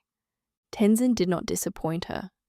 A scholar named Yeshi once lived near a dangerous river. During spring, the water rose quickly. The village had built markers along the bank and agreed that when the river reached the red stone, everyone would move animals and grain to higher ground. Yeshi took responsibility for watching the water. At first, he checked each morning and evening. This was useful. He recorded the level and informed the village. Then heavy snow fell in the mountains. Yeshi imagined it melting all at once. He began checking at noon as well, then every hour. At night, he carried a lantern to the river. The water remained below the warning stone, but his attention never left it. While eating, he imagined the river. While speaking to his children, part of him measured the current. At night, he heard water even when the wind moved through grass. One evening, his daughter showed him a drawing. Yeshi looked for several seconds and said it was beautiful. "What did I draw?" she asked. He could not answer. He had been looking toward her while the lantern of attention shone upon the river. The next day, an old ferryman visited. He agreed the river required watching. Then, he gave Yeshi a lantern with 2 doors. "Open the river door when you check," he said. "When the check is finished, close it and open the door toward what is here." Yeshi thought this too simple. His mind could not be operated like metal. Still, he tried. At the river, he opened the eastern door. He examined the marker, current and weather. He recorded what he saw. No action was required. Then he closed that door. At home, he opened the western door. He felt the bowl in his hands. He listened to his daughter describe a bird she had drawn. Thoughts of the river continued behind him, but he did not turn the lantern toward them. An hour later, he found his attention back at the water. He did not declare the practice a failure. He closed one door and opened the other again. The river rose during spring. When it reached the agreed mark, Yeshi helped the village move supplies. His careful observation served everyone. After the water fell, he returned to checking twice each day. The ferryman asked whether the lantern had removed his worry. No, Yeshi said. It showed me that worry did not deserve every room. Tenzin handed the two-doored lantern to Lhamo. Attention often faces imagined danger, he said. Not because danger is present, but because the door has remained open. How do I close it? You do not close awareness. You choose another doorway. He asked Lhamo to notice one anxious thought. She found many. The easiest was the storm. It might rise before morning. That is the eastern door. Is action required? Lhamo looked toward the open sky. The monastery stood well above the valley weather. No. Close the door gently. Open the western one. Toward what? Choose something present. Lhamo felt the lantern handle. The metal was cool at its upper curve and warm near the flame. Light passed through amber glass. A tiny moth rested upon the gatehouse wall. The storm thought did not disappear. It waited at the edge of attention. It is still there, she said. The river continued while Yeshi listened to his daughter. Then I'm distracting myself. Distraction refuses to know the river exists. Attention checks the river when useful and then returns to life. They practiced with another thought. What if Lhamo did not sleep? Was action required now? No. Trying harder to sleep would not produce sleep. She opened the present door toward the waterfall's steady hush. Another thought arrived. What if her tiredness ruined tomorrow? No action now. She opened the door toward the pressure of her feet in her boots. Again and again, attention wandered back. Again and again, she moved the lantern without anger. It feels repetitive, she said. Practice is repetition without punishment. Will I have to do this all night? That question opens the door toward the whole night. What does this one return require? Lhamo smiled. Only this return. They stepped into the courtyard. The two doors were only a teaching device, yet Lhamo imagined carrying the lantern inside her. One door opened toward prediction, rehearsal, and inspection. The other opened toward weight, warmth, sound, and breath. She did not need to weld the first door shut. Sometimes it would reveal a real problem, but it did not need to remain open after useful looking had ended. The cloud ocean continued its slow movement. Smoke curled from the burner. Water descended from the cliff. Mira sat at the terrace edge beneath the moon. So many present doors. If your attention is standing beside tomorrow tonight, you can invite it back without force. The thought may remain where it is. You do not need to push it from the mind. Simply open another small door.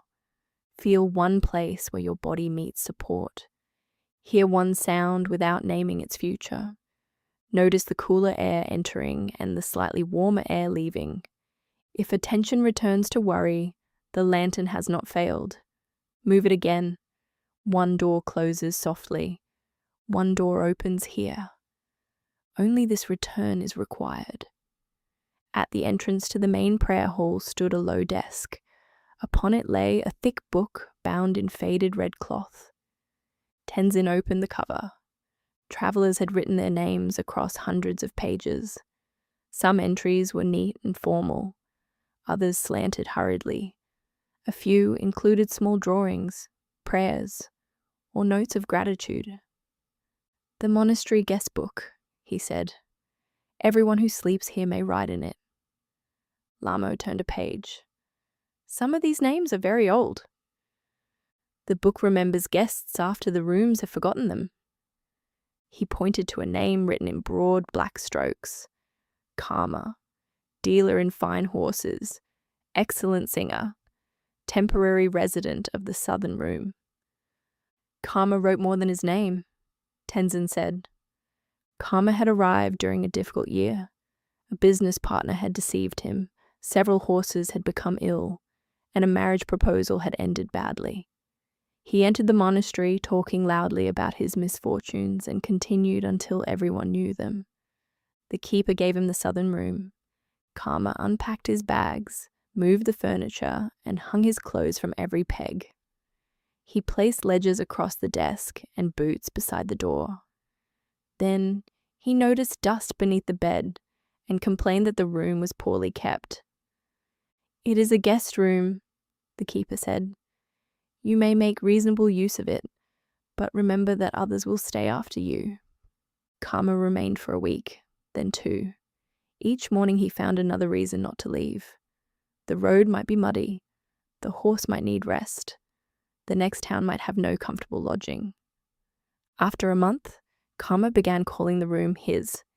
He objected when novices stored spare blankets in the cupboard. He requested changes to the window and lock. He told new visitors that the southern terrace belonged to him. The keeper brought the guest book. "Write your name," she said. Karma wrote it, followed by his occupations and qualities. "Now write how long you own the room." "I pay for my stay." That was not the question. Karma looked around at the borrowed bed, borrowed desk, and stone walls built before his grandfather was born. "I do not own it." "Then why are you allowing a guest to become the owner?"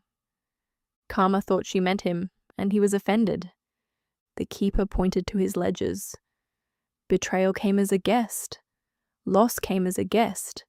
Shame came as a guest. You gave each one a key, then complained that the room no longer felt like home." "Those things happened to me. I cannot pretend they did not." "A guest is not imaginary because it leaves." She asked Karma to spend one day treating each thought and feeling as a visitor. When anger entered, he would say, "Anger is visiting." When fear entered, "Fear is visiting." When memory entered, "Memory is visiting." He did not have to welcome them warmly. He did not have to throw them into the road. He only had to stop transferring ownership. At first, Karma found the language silly. Anger did not feel like a visitor. It felt like the true condition of the room. But he tried. Anger is visiting. Shame is sitting beside the window. Fear has opened the ledger again. The feelings remained strong, yet a small distance appeared between the guest and the house. Several days later, Karma packed his belongings. Before leaving, he wrote one more line in the book. "I stayed long enough to remember that staying is not owning." Years afterward, he returned during happier circumstances. He slept in the northern room because somebody else occupied the southern one. To his surprise, this caused no difficulty. Tenzin turned another page. "Anxiety arrives with convincing luggage," he said. "It hangs predictions in every cupboard and places its shoes across the doorway." "It feels like part of me," Lhamo said. "It is part of your experience. That is not the same as the owner of your experience." "If I call it a guest, am I trying to make it leave?" "A guest leaves in its own time. The practice is to stop building the house around its preferences." Lhamo considered the difference. When anxiety entered, she changed plans, cancelled journeys, and inspected her body. She arranged the room to make the guest comfortable. The guest then found reasons to stay. What if it becomes louder when I stop obeying? Some guests object when they lose the largest chair. And I do nothing? You do what serves the house. You may breathe, walk, seek help, complete a useful task, speak kindly to yourself, or rest. You do not need to follow every instruction shouted from the chair. Tenzin invited her to write in the guest book. Lhamo dipped the brush in ink. After her name, she wrote, Mapmaker, tired traveler, temporary resident of the Eastern Room. Then she added, Anxiety is traveling with me. It does not own the road. The ink shone for a moment and began to dry. Will anyone read this? She asked. Perhaps. She felt embarrassed, then noticed embarrassment entering the room too. Embarrassment is visiting. It did not need the book destroyed. They entered the prayer hall. Cushions rested in simple rows. A large open space remained between them. Lhamo imagined every feeling as a visitor finding a temporary place. Fear sat near the door. Tiredness lay down at the back. Curiosity moved closer to Tenzin. Relief appeared briefly and did not promise to remain. The hall was large enough for all of them. Must I be peaceful to meditate? Lhamo asked. If peace were required before practice, practice would be unnecessary. They sat on 2 cushions. Tenzin rang a small bowl once. Its clear tone expanded through the room and faded. Lhamo felt anxiety at the edge of her awareness. It asked whether she was wasting time. It reminded her that sleep had not begun. It suggested checking the window. A demanding guest? She whispered. Yes. She did not answer it. For several breaths, the guest grew louder. Then the waterfall became noticeable. Warmth from the brazier reached her hands. A floorboard settled. Anxiety remained, but it no longer filled every cushion. If anxiety has entered tonight, it does not make this a failed night. A guest may be present while the house rests. You may name it gently. Fear is visiting. Uncertainty is visiting. The urge to check is standing near the door. You do not have to throw anyone out. You do not have to offer anyone the keys. The room of awareness is wider than one visitor. The house remembers what the guest forgets. Every arrival is temporary. Every chair can be released. And even before the guest departs, the lamps may be lowered for the night. When they left the prayer hall, wind had strengthened slightly. It moved the smallest plants beside the terrace and carried fresh sang smoke across the courtyard. The reflecting pool answered with a field of fine ripples. The moon inside the water trembled. Its bright circles stretched, broke into fragments, and reformed. The real moon above the mountains remained whole. Tenzin sat beside the pool. A potter named Dolma once owned a bowl with a mirror-black glaze, he said. When filled with water, it held the moon more clearly than any bowl in her village. Dolma placed it outside each full moon. Neighbors came to admire the reflection. Children called it the moon bowl. One evening, a child accidentally touched the table. The water shook, and the reflected moon broke apart. The child began to cry. I ruined it. Dolma looked into the bowl. The pieces of light continued trembling. Wait, she said. The water settled. The moon returned. You did not repair it, the child said. Nothing above us was broken. The water only needed time. Years later, Dolma became ill. Her hands developed a tremor, and she could no longer paint fine lines upon her pottery. She felt ashamed. Her work had always been steady and precise. Now, even lifting a cup caused tea to move against the rim. She stopped placing the moon bowl outside, because the reflection would not remain still in her hands. One night the child, now a young apprentice, visited her. "May I see the moon bowl?" Dolma refused. "My hands will spoil it." The apprentice brought the empty bowl and filled it. She placed it in Dolma's trembling hands. Moonlight shattered across the surface. "There," Dolma said bitterly. "No moon." The apprentice looked upward.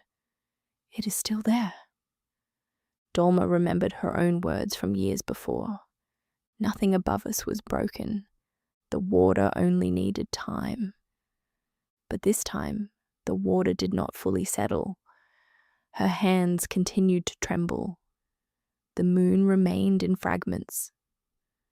"What if the water cannot become still?" she asked. The apprentice moved beside her and supported the bowl from underneath. The trembling became smaller, but did not vanish. "Then the moon may shine in moving water," she said. They watched the silver fragments dance. Dolma understood that she had made stillness a condition for wholeness.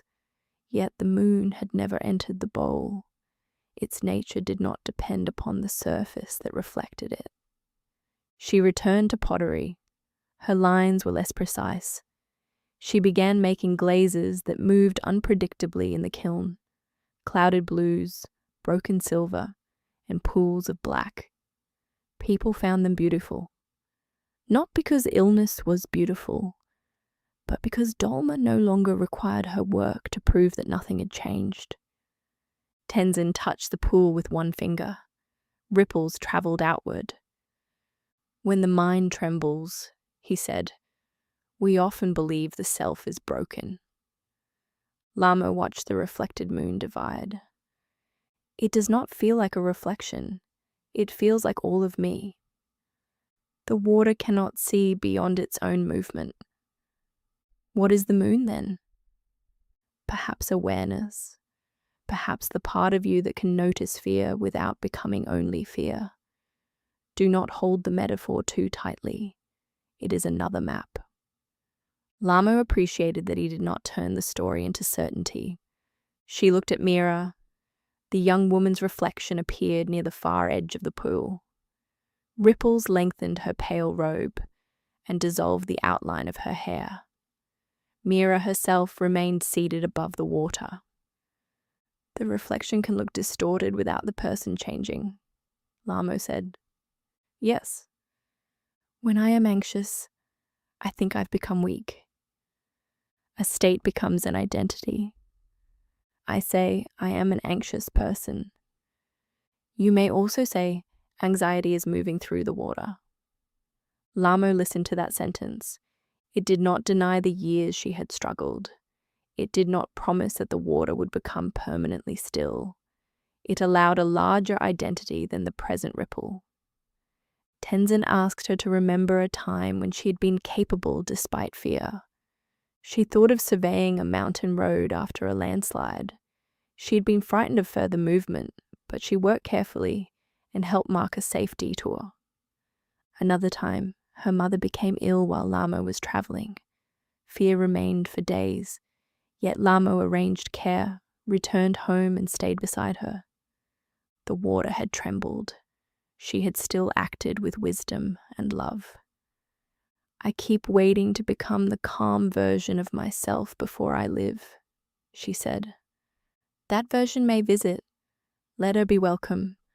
Do not make every other version wait outside." The breeze softened.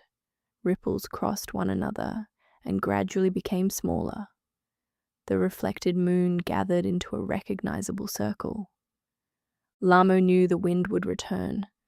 This did not make the present stillness false. Neither did future anxiety make this moment of ease meaningless. The pool did not need to remain perfectly calm in order to hold light. If your inner water is moving tonight, you have not lost the moon. Thoughts may stretch its reflection. Sensations may break the image into pieces.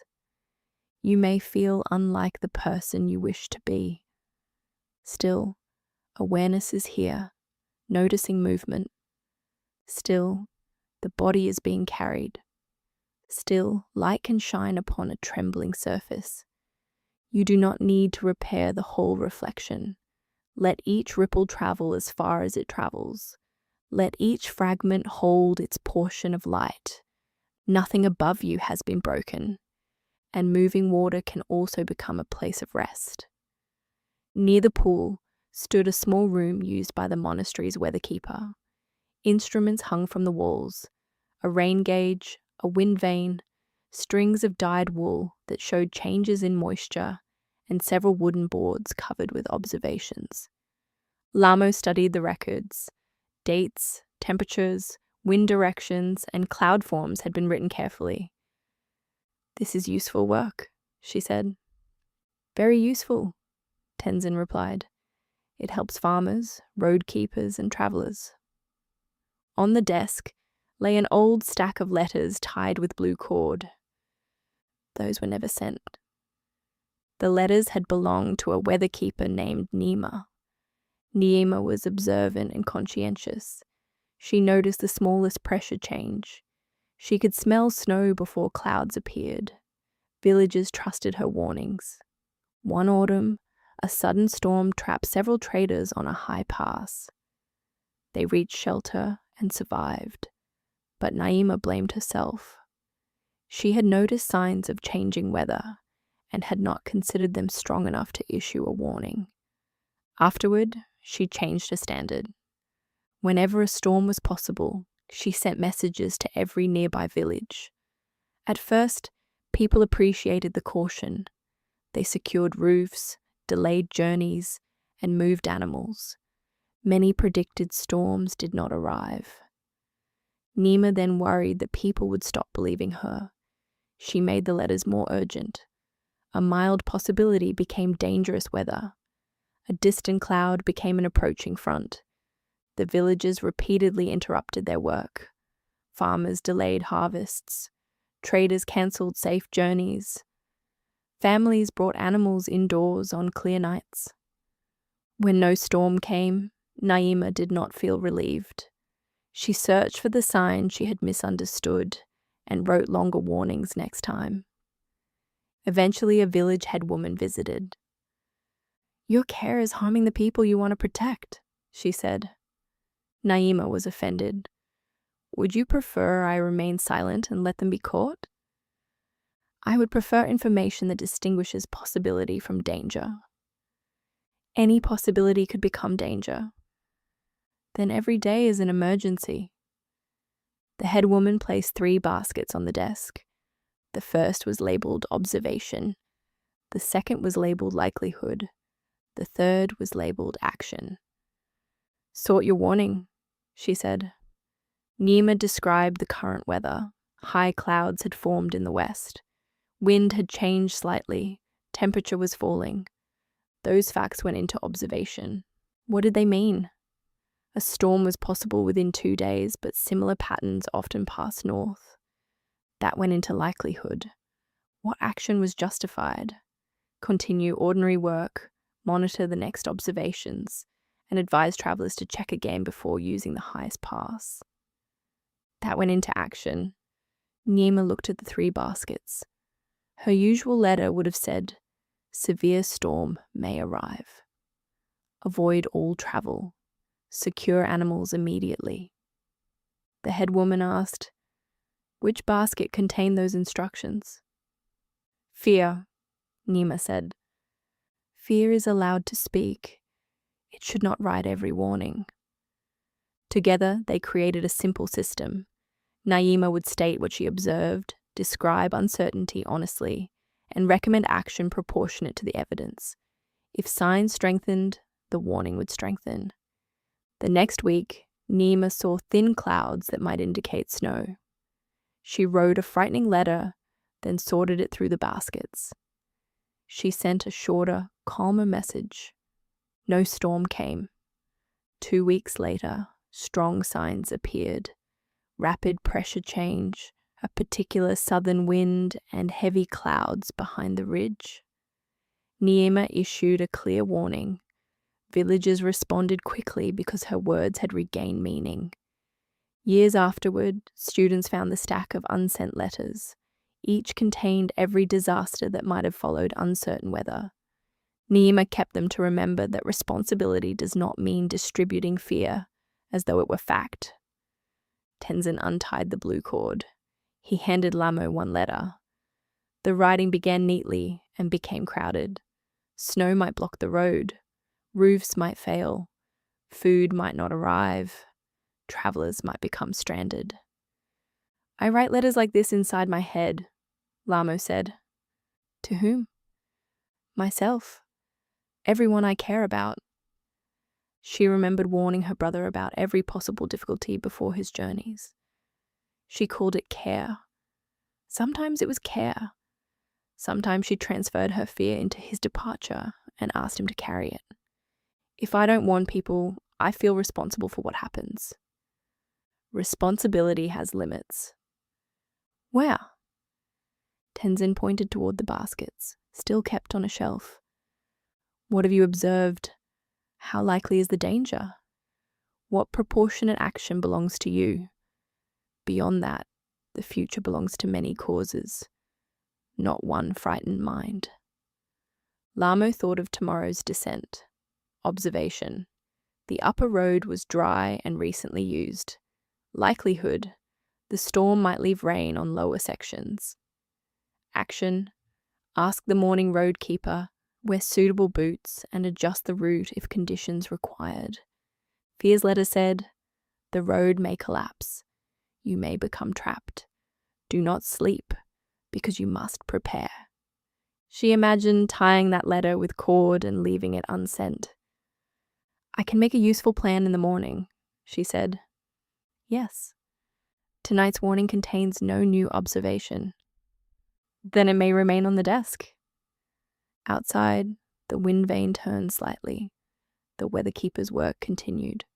Attention to reality was not abandoned. Only fear's claim to be the sole author had been reduced. Lhamo placed the old letter back in the stack. She felt compassion for Nyima. The endless warnings had grown from one painful experience, and a wish that nobody be harmed. Her error was not caring too much. It was believing care could control the sky. Lhamo had made the same mistake with herself. She frightened herself repeatedly in the name of protection. Perhaps care could use a gentler voice. Perhaps a warning could say, "We will look again in daylight." Perhaps responsibility could end after the useful action was named. If your mind is composing urgent letters tonight, you do not have to send them through your whole body. Place observation in one basket. Place likelihood in another. Place the action that genuinely belongs to you in the third. If no action can be taken now, let the letter rest. Possibility is not certainty. Uncertainty is not an emergency. Care does not require you to rehearse suffering before it arrives. The night does not need another warning. The sky may be observed again in the morning. The night had become very quiet. The storm below no longer flashed. Its clouds had softened into the larger cloud ocean and moved slowly beneath the terrace. The aurora remained behind the moon as a dim veil of teal and of violet. Lantern flames flickered within their glass houses. The reflecting pool carried narrow paths of gold and silver. Mira still sat upon the lower step. Lhamo had become curious about her. During the entire walk through the monastery, Mira had not spoken or turned. Her presence had appeared within several views. Beside the pool, beyond the prayer hall doors, and beneath the moon. She seemed part of the night without being part of any story. Why does she sit there? Lhamo asked. You may ask her, Tenzin said. I don't want to disturb her. Then you may sit without asking. Tenzin returned to the sang burner, leaving Lhamo near the terrace steps. She approached quietly and sat several paces from Mira. The young woman did not move. Her long blonde hair rested across the back of her pale robe. Before them, mountains rose like dark islands above the clouds. Lhamo waited for something to happen. Nothing did. She listened to the waterfall. She watched a ribbon of smoke pass between two lanterns. A ripple reached the pool's edge with a soft touch against stone. After a while, Lhamo became aware of her own questions. Was Mira peaceful? Was she sad? Had she taken a vow of silence? Did she know that Lhamo was beside her? The questions were not frightening, but they contained the same old demand. Lhamo wanted the unknown person to become a complete map. She opened the present door instead. A woman was sitting nearby. Both of them faced the same moon. That was enough. Minutes passed. Mira lifted one hand very slowly and placed it palm up upon the step between them. She did not turn her head. Lhamo looked at the open hand. It offered no object and requested none. After a moment, Lhamo placed her own hand palm up beside her, not touching. Cool air moved across both palms. They sat that way. Lhamo noticed how often she expected comfort to arrive as information. Tell me what will happen. Tell me I made the correct choice. Tell me the feeling will end. Tell me the road is safe. Mira gave her no information. She gave company. The difference entered Lhamo slowly. When her mother had been ill, friends offered predictions. Most said everything would be fine. Their words helped for a moment, then created another fear. What if they were wrong? One neighbor simply sat beside Lhamo while she waited. At the time, Lhamo had wished the neighbor would say something useful. Now she remembered the quiet cup of tea placed in her hand and understood its kindness. Company did not require the future to become certain. It said, whatever this moment contains, you are not meeting it alone. A small movement in the clouds revealed a dark valley far below, then covered it again. Mira lowered her hand to her lap. Lhamo did the same. Thank you, she whispered. Mira inclined her head by the smallest amount. Her face remained turned toward the moon. Tenzin returned carrying a blanket. He placed it around Lhamo's shoulders. Did she answer your question? He asked. I didn't ask one. Then perhaps you heard the answer. Lhamo looked at Mira again. Does she ever speak? Of course. Why not tonight? Tonight, silence was what she had to share. Tenzin sat on the higher step. For a while, the three of them watched the open sky. Lhamo's mind continued to produce thoughts. It wondered when she would return to her room. It wondered whether sleep would come. It wondered what Tenzin thought of her. Yet none of the questions seemed to demand immediate speech. The night could hold unanswered things and still be beautiful. I thought I needed someone to convince me, Lhamo said. Convince you of what? That I am safe, that the future will not hurt me, that I can handle whatever happens. Could anyone honestly promise all three? No. What can another person offer? Lhamo felt the blanket, heard the waterfall, and saw Mira's quiet outline. Presence. And what may you offer yourself? She considered. The same. Tenzin nodded. Lhamo placed a hand over her heart, not to count the beats, not to check whether the feeling had changed. The gesture said only, I am here while this is happening. Nothing needed to answer. If you have wanted certainty from the night, perhaps presence may be a gentler gift. You do not need a voice to promise that nothing difficult will happen. You do not need to promise yourself that every future feeling will be easy. You may simply remain beside the life that is here now. The surface beneath you remains. The air continues moving. Somewhere, another person has also known a watchful night. Somewhere, another heart has asked for a promise no one could give. You are not strange for wanting reassurance. You are not failing because uncertainty remains. Let quiet company sit nearby. Let the open sky remain open. No face needs to turn. No answer needs to arrive. For this one real moment, presence is enough. Tenzin eventually rose from the steps. The last watch has begun, he said. What happens during the last watch? Lhamo asked. Mostly the last watch. He smiled and led her once more around the courtyard. The walk was slower now. There were no new buildings to visit and no difficult bridge to cross. They passed familiar places while the monastery prepared for the deepest part of night. At the sang burner, Tenzin added the final juniper branches. Fresh smoke rose, full and pale, curling through older ribbons. He did not arrange its direction. Wind carried it gently across the terrace. At the bell walkway, he checked the strips of cloth. Every clapper remained tied. The bells did not need to be destroyed in order to be quiet. They rested within their purpose until dawn. At the map room, he closed the shutters, but left a small opening for air. The old, impossible map remained on the table, its blank margins honest in darkness. At the bridge, they did not cross again. Lhamo looked at the first plank and felt a faint echo of fear. She did not ask whether she could cross tomorrow.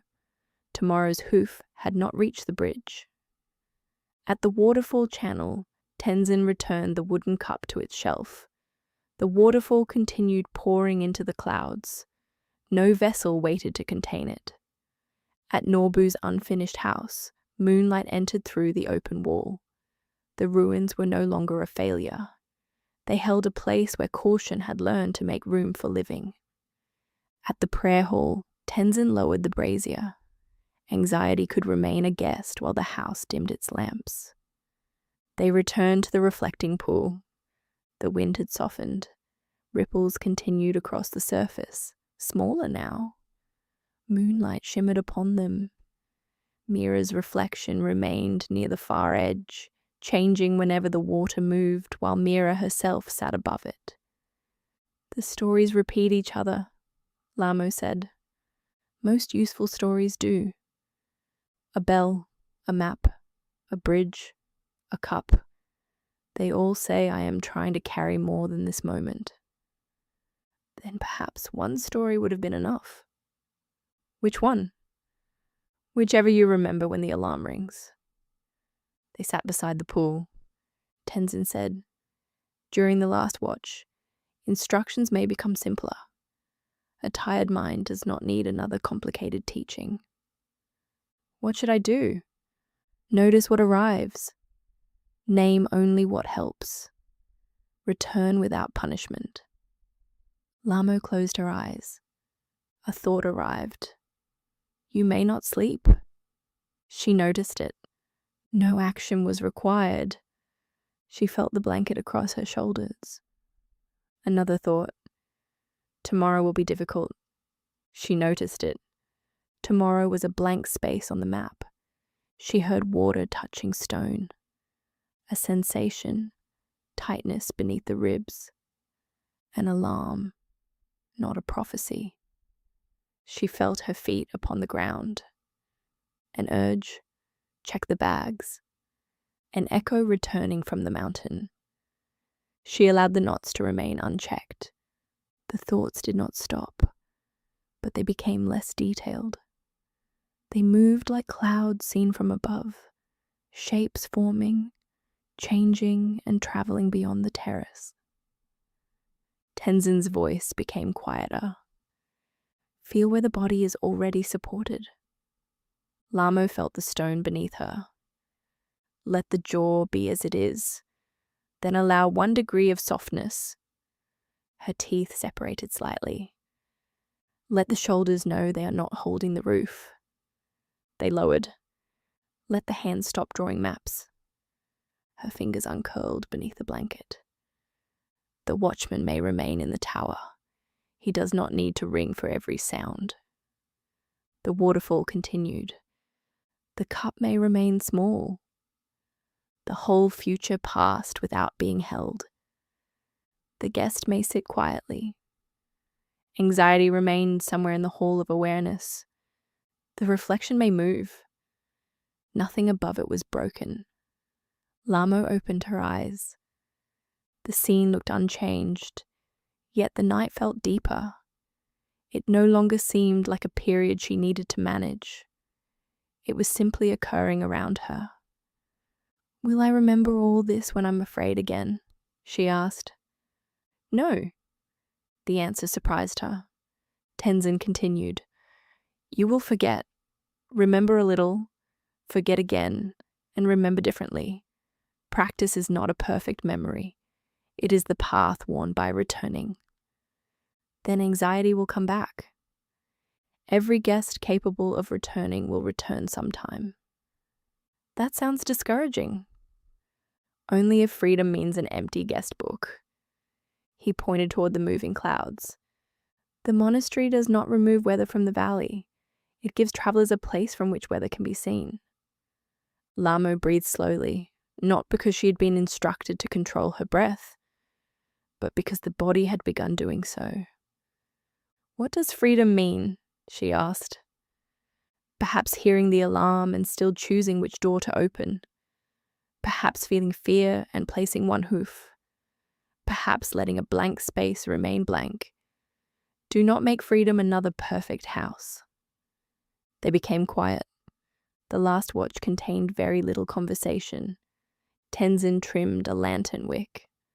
Lhamo watched the flame become smaller and steadier. A little ash collapsed within the sang burner. The smoke continued, less abundant now, but still visible in moonlight. Clouds traveled beneath the monastery. The waterfall descended. The pool received ripples. Mira faced the sky. Somewhere below, the storm was becoming rain upon distant fields. Nothing was waiting for Lhamo to solve it. After a long while, Tenzin spoke again. "There is a practice for the last watch. It has 5 small resting places." Lhamo listened. "First, the place where the body meets the earth." She felt her feet and the stone seat. "Second, the nearest sound. Water at the pool edge. Third, the farthest sound. Thunder so distant it was almost imagined. Fourth, one sensation that does not need changing. Cool air across her cheek. Fifth, the open space in which all 4 appear." Lhamo could not locate that space as an object, yet everything was occurring within awareness. Stone, water, thunder, air. What if a frightening thought appears in the space? Then it becomes another guest. Notice the thought. Return to one resting place. They practiced again. Wait, near sound, far sound, one sensation, open space. The sequence was simple enough that Lhamo stopped trying to perform it perfectly. Sometimes she forgot the order. Sometimes she remained with one sound for many breaths. Sometimes anxiety pulled attention into a future scene. Each time there was a resting place available. Weight, water, wind, warmth, space. The monastery itself seemed to follow the practice. Its weight rested upon the mountain. Near water touched the pool. Far weather moved below. Lantern warmth gathered under the eaves. The open sky held everything without closing. You may rest in the same simple way now.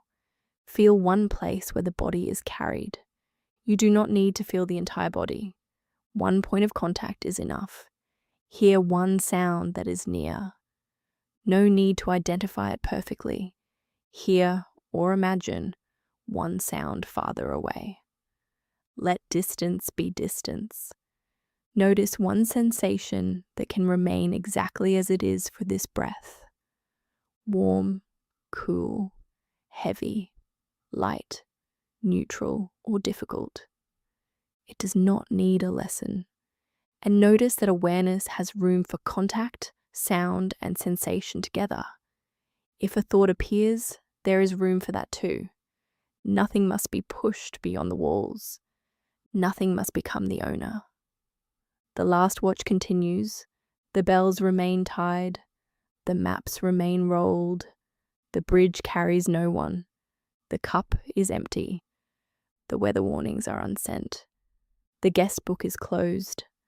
The pool moves gently beneath the moon, and the open sky requires nothing from you. At last, Tenzin lifted the lantern and walked with Lhamo toward her room. They did not hurry. The courtyard stones were silver beneath the moon. Small plants moved beside the pool. Fresh smoke rose from the sang burner in soft ribbons and thinned above the roof. At the doorway, Tenzin handed her the lantern. "What should I do if the fear returns when I lie down?" she asked. "Meet the fear that returns," he said.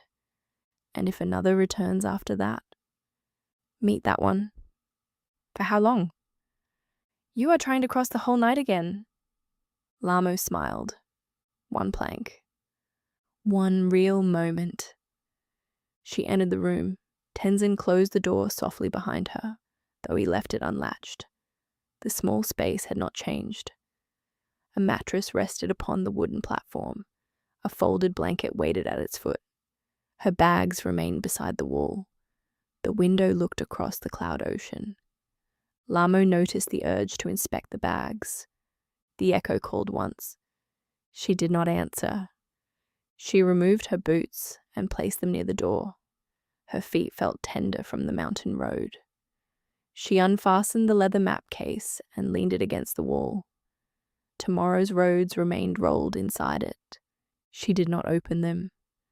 At the window, the lantern outside cast an amber reflection across the pool. The moon lay upon the moving water in long pieces. Beyond it, Mira still sat on the terrace step. Lhamo wondered whether Mira would remain there until dawn. "A dark shape is here," she thought. "The rest is a story." She did not need to know. The mattress lowered slightly beneath her weight. Lhamo pulled the blanket across her legs and placed the lantern upon the table. Its flame made a small room of light within the larger room of moonlight. Her body was tired. Her mind was not yet convinced that the work was finished. It presented the descent from the mountain. It presented her brother's short letter. It presented unfinished maps, unpaid accounts, and a sensation beneath her ribs. Lhamo listened as she might listen to several guests speaking near the door. The descent is visiting. The letter is visiting. The body sensation is visiting. None required the largest chair. She lay down. Immediately, her heartbeat became more noticeable. The quiet room amplified it. A drum beneath the robe. Not an earthquake. An alarm. Not a prophecy. She placed one hand over her chest, not to count and not to demand calmness. The hand offered company. "I am here while this is happening." The heartbeat continued. The waterfall continued.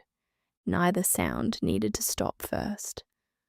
Lhamo felt where the back of her head met the pillow. She felt the blanket across her shins. She heard water near the terrace and a faint breath of wind beneath the eaves. 3 resting places: contact, sound, sensation. The mind asked whether this practice would make her sleep. That question belonged to the whole bridge. She returned to the pillow beneath her head. 1 plank. Several breaths later, a new concern appeared. What if refusing to check the bags meant she had become careless? Lhamo noticed the cleverness of the guest. It wore the robe of responsibility. Were the bags giving any present sign of a problem? No. Was there a useful action available? No. The urge could sit beside the door. She returned to the waterfall. The sound did not ask how long she had been awake. It did not measure whether her body was relaxing quickly enough. It simply descended, strand after strand, into the clouds. Lhamo imagined holding the wooden cup beneath it. One cool drink fitted. The entire waterfall did not. One real moment fitted. The entire night did not. She allowed the extra water to pass. Outside, the cloud ocean moved from right to left. Lhamo could see only part of it through the window. A bright fold entered the frame, changed shape, and traveled beyond the wall. Another followed. Feelings moved in the same way. One entered the window of attention. One filled the visible sky. One traveled on. The rest of reality continued beyond the frame. Lhamo remembered Rinchen climbing above the fog. The village had remained beneath him even when he could not see it. Safe things could remain true when fear made them difficult to feel. The mattress remained. The room remained. Tenzin was nearby. The mountain held the monastery. She did not need to feel protected by each fact. Facts were allowed to remain true, without producing a particular emotion. Her hand slipped from her chest to the blanket. The heartbeat became less distinct. Then a floorboard settled in the corridor. Lhamo's eyes opened. The watchman reached for the bell. She listened. One wooden sound. No footsteps followed. No door opened. The bell did not need to ring. Her body remained alert for several breaths. She allowed it. The watchman could look across the valley without inventing an army. Slowly, the room became ordinary again. Lhamo did not congratulate herself. She did not ask whether she had passed the test. The moment had come and gone. No score was required. She looked toward the lantern. One door opened toward imagined danger. One door opened toward the warmth of amber light. She chose the second.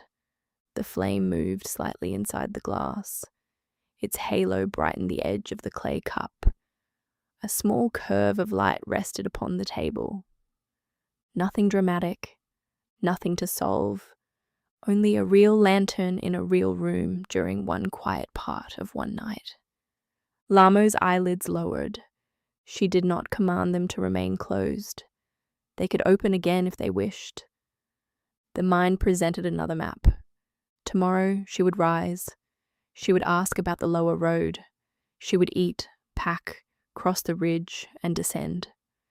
If rain had damaged the path, she would choose another. If she became tired, she would rest. If uncertainty arrived, it would arrive upon one actual road at one actual time. That was enough planning. The blank spaces remained blank. She rolled the map and set it down in imagination. For a little while, Lhamo drifted near sleep. Images replaced arguments. A white yak crossed a bridge made of moonlight. A wooden cup floated upon clouds. Bells hung beneath the stars with strips of blue cloth around their clappers. Then she became aware again. I was almost asleep, she thought. The thought woke her more fully. Frustration entered. It said she had lost something. It said sleep had been close, and now might not return. It wanted to rebuild the exact path that had led toward drowsiness. Lhamo recognized Norbu's house. One good room was becoming a construction site. What was this hour for? Rest.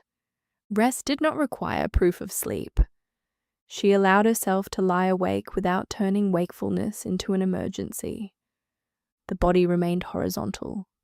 The eyes could soften. The muscles could do a little less.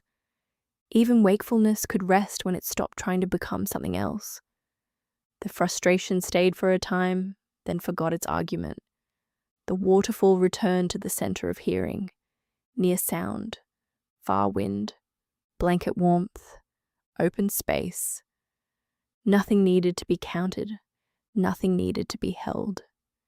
If you are awake with Lhamo now, there is no mistake in that. You do not have to reach the next stage of the story. You do not have to feel heavier, calmer, or sleepier than you feel. Let the surface beneath you perform the holding.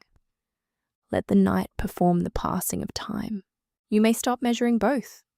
One point of contact, perhaps the head upon the pillow, perhaps the shoulder, back, hip, hand, or heel.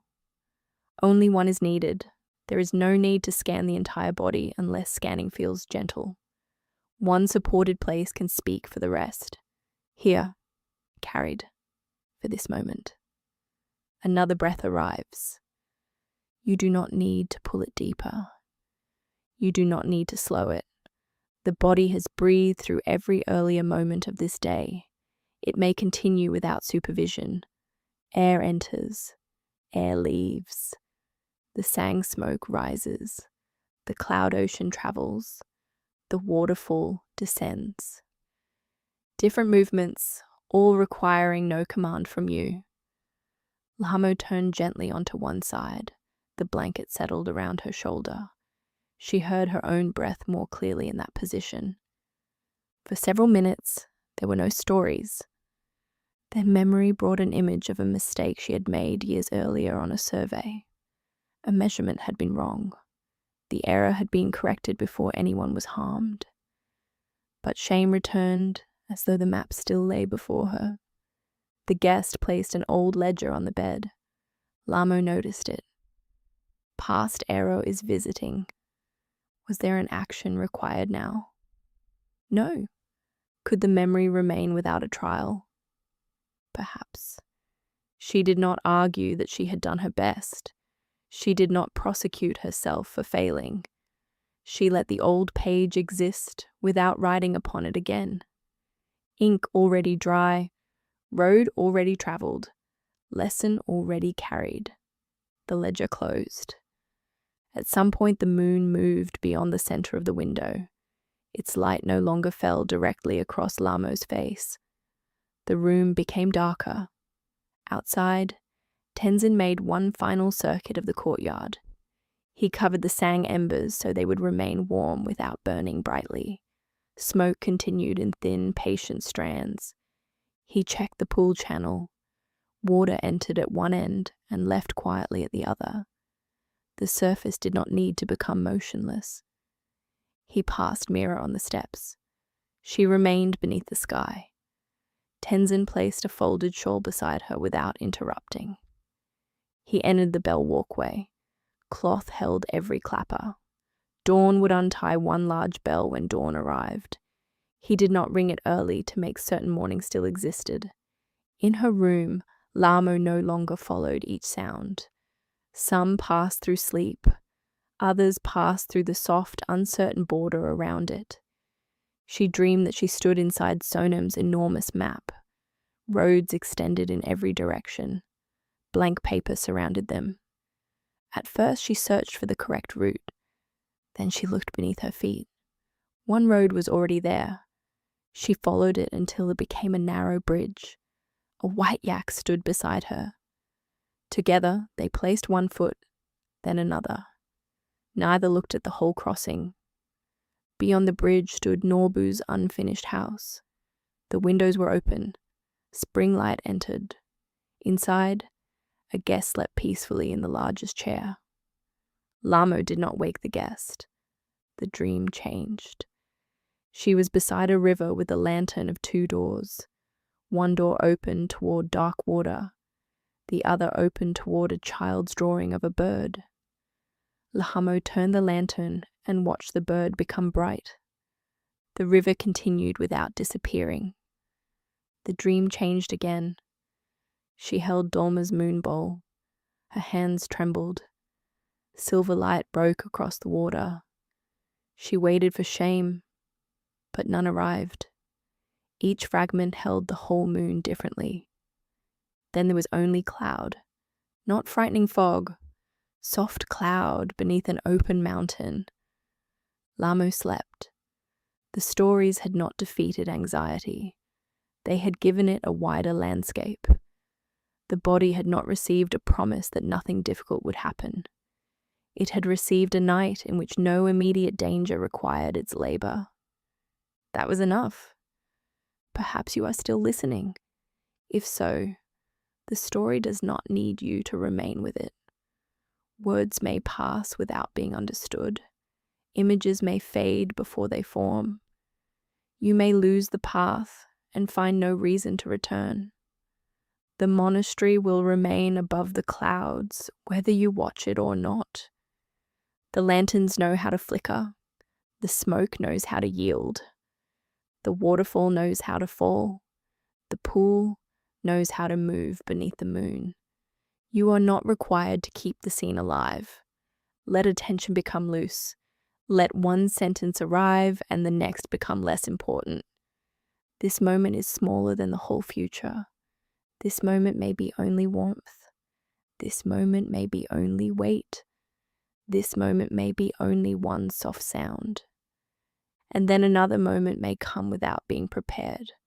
One real moment at a time. No more than that. If fear visits, there is room.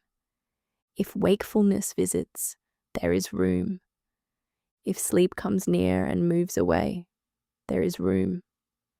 No guest changes ownership of the house. The lamps are low.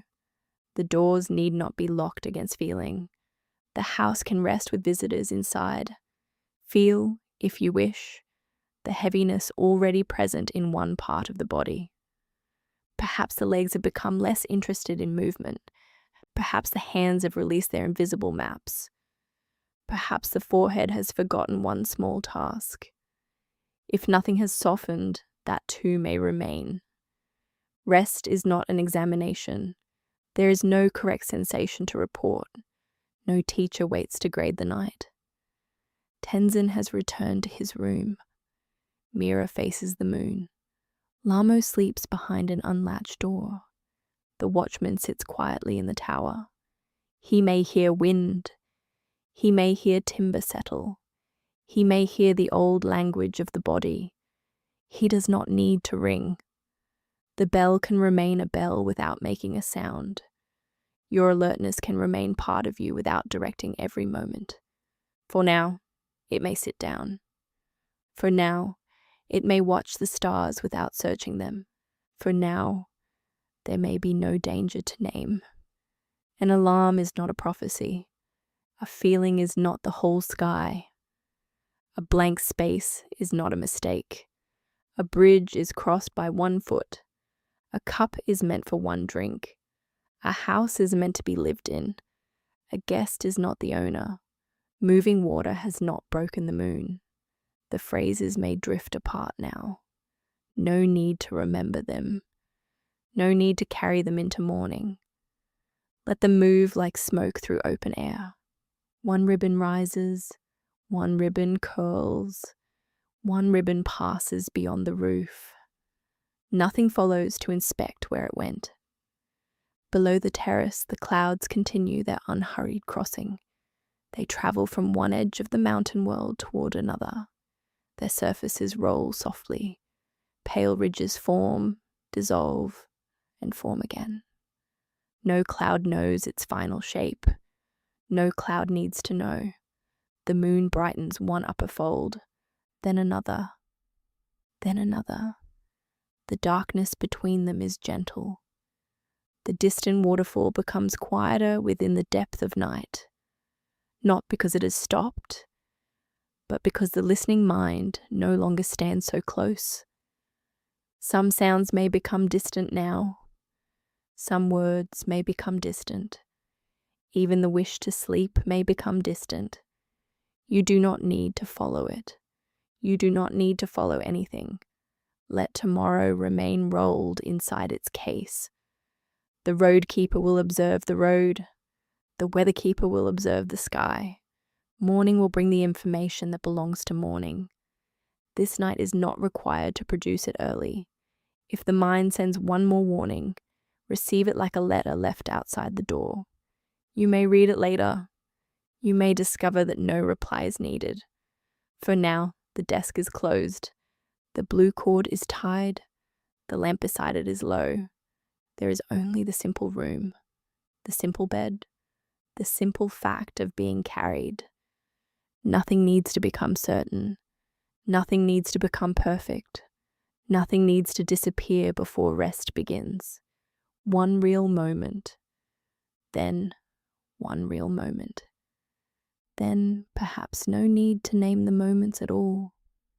The deepest hours of the monastery asked for even less. No visitor walked the bridge. No hand opened the map room. No voice called into the echo hollow. The buildings rested against the mountain as naturally as stones beside a river. Within that stillness, small movements continued. Smoke rose, clouds travelled, water descended, flames flickered, breath entered and left sleeping rooms. Rest did not require the world to become motionless.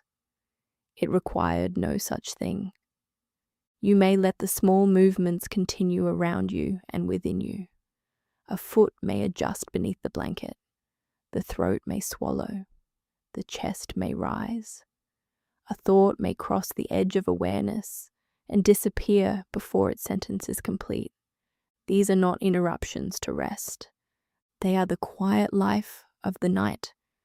Imagine, if an image still feels welcome, one pale ribbon of sang smoke. It rises from the warm center of the stone burner. For a moment, it travels upward. Then, the high breeze reaches it. The ribbon bends. It does not call bending a mistake. It does not remember the direction it intended to take. It becomes thinner, wider, and less separate from the air. Another ribbon follows. It does not copy the first. There is no correct curl.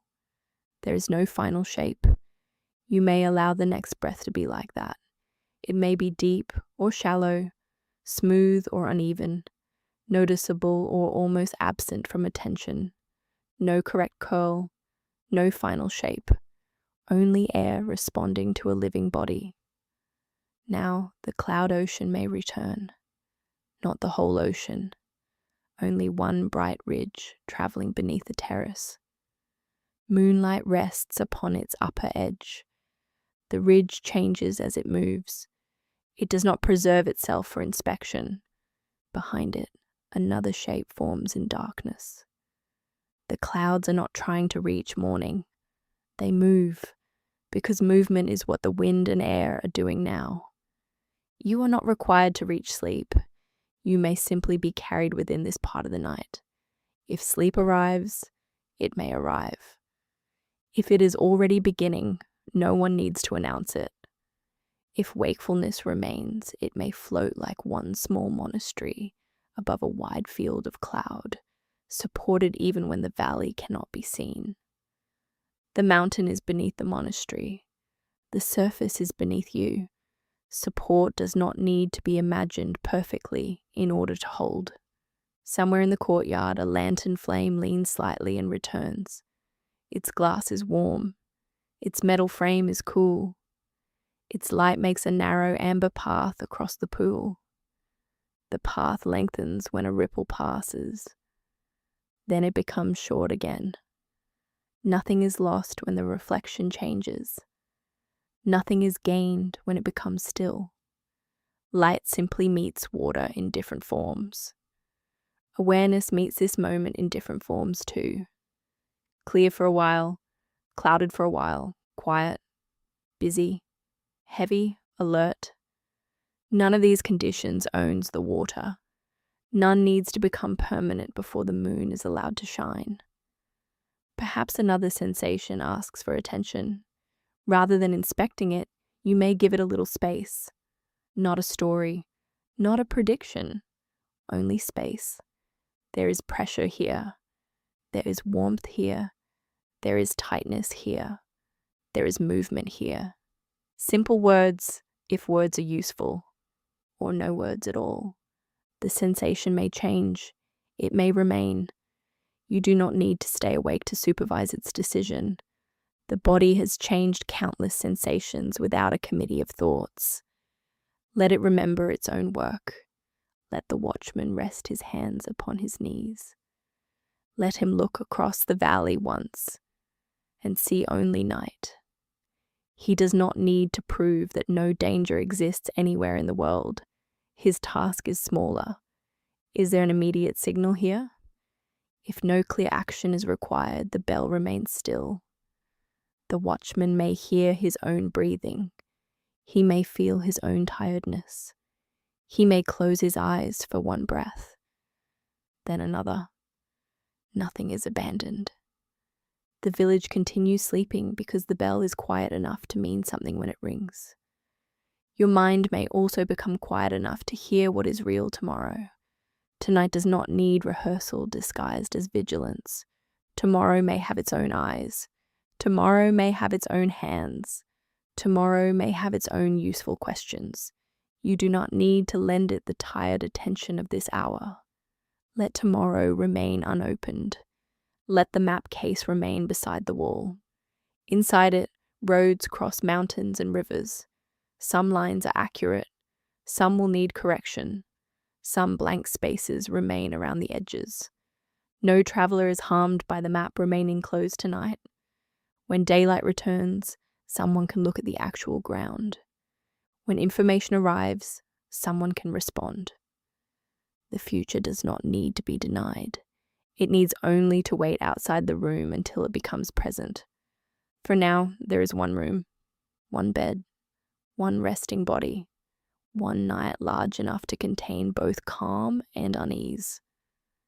Perhaps you can feel one part of the body that asks for nothing. Not the part with the strongest sensation, not the part you have been monitoring. Some ordinary place, an earlobe, a fingertip, the back of one calf, the space around one closed eye. Notice how little that place requires. It may become an island of neutrality, not perfect comfort, only a place where no problem is currently being reported. Rest attention there for a moment. Then let attention spread without searching. Other parts of the body may join the quiet, or they may not.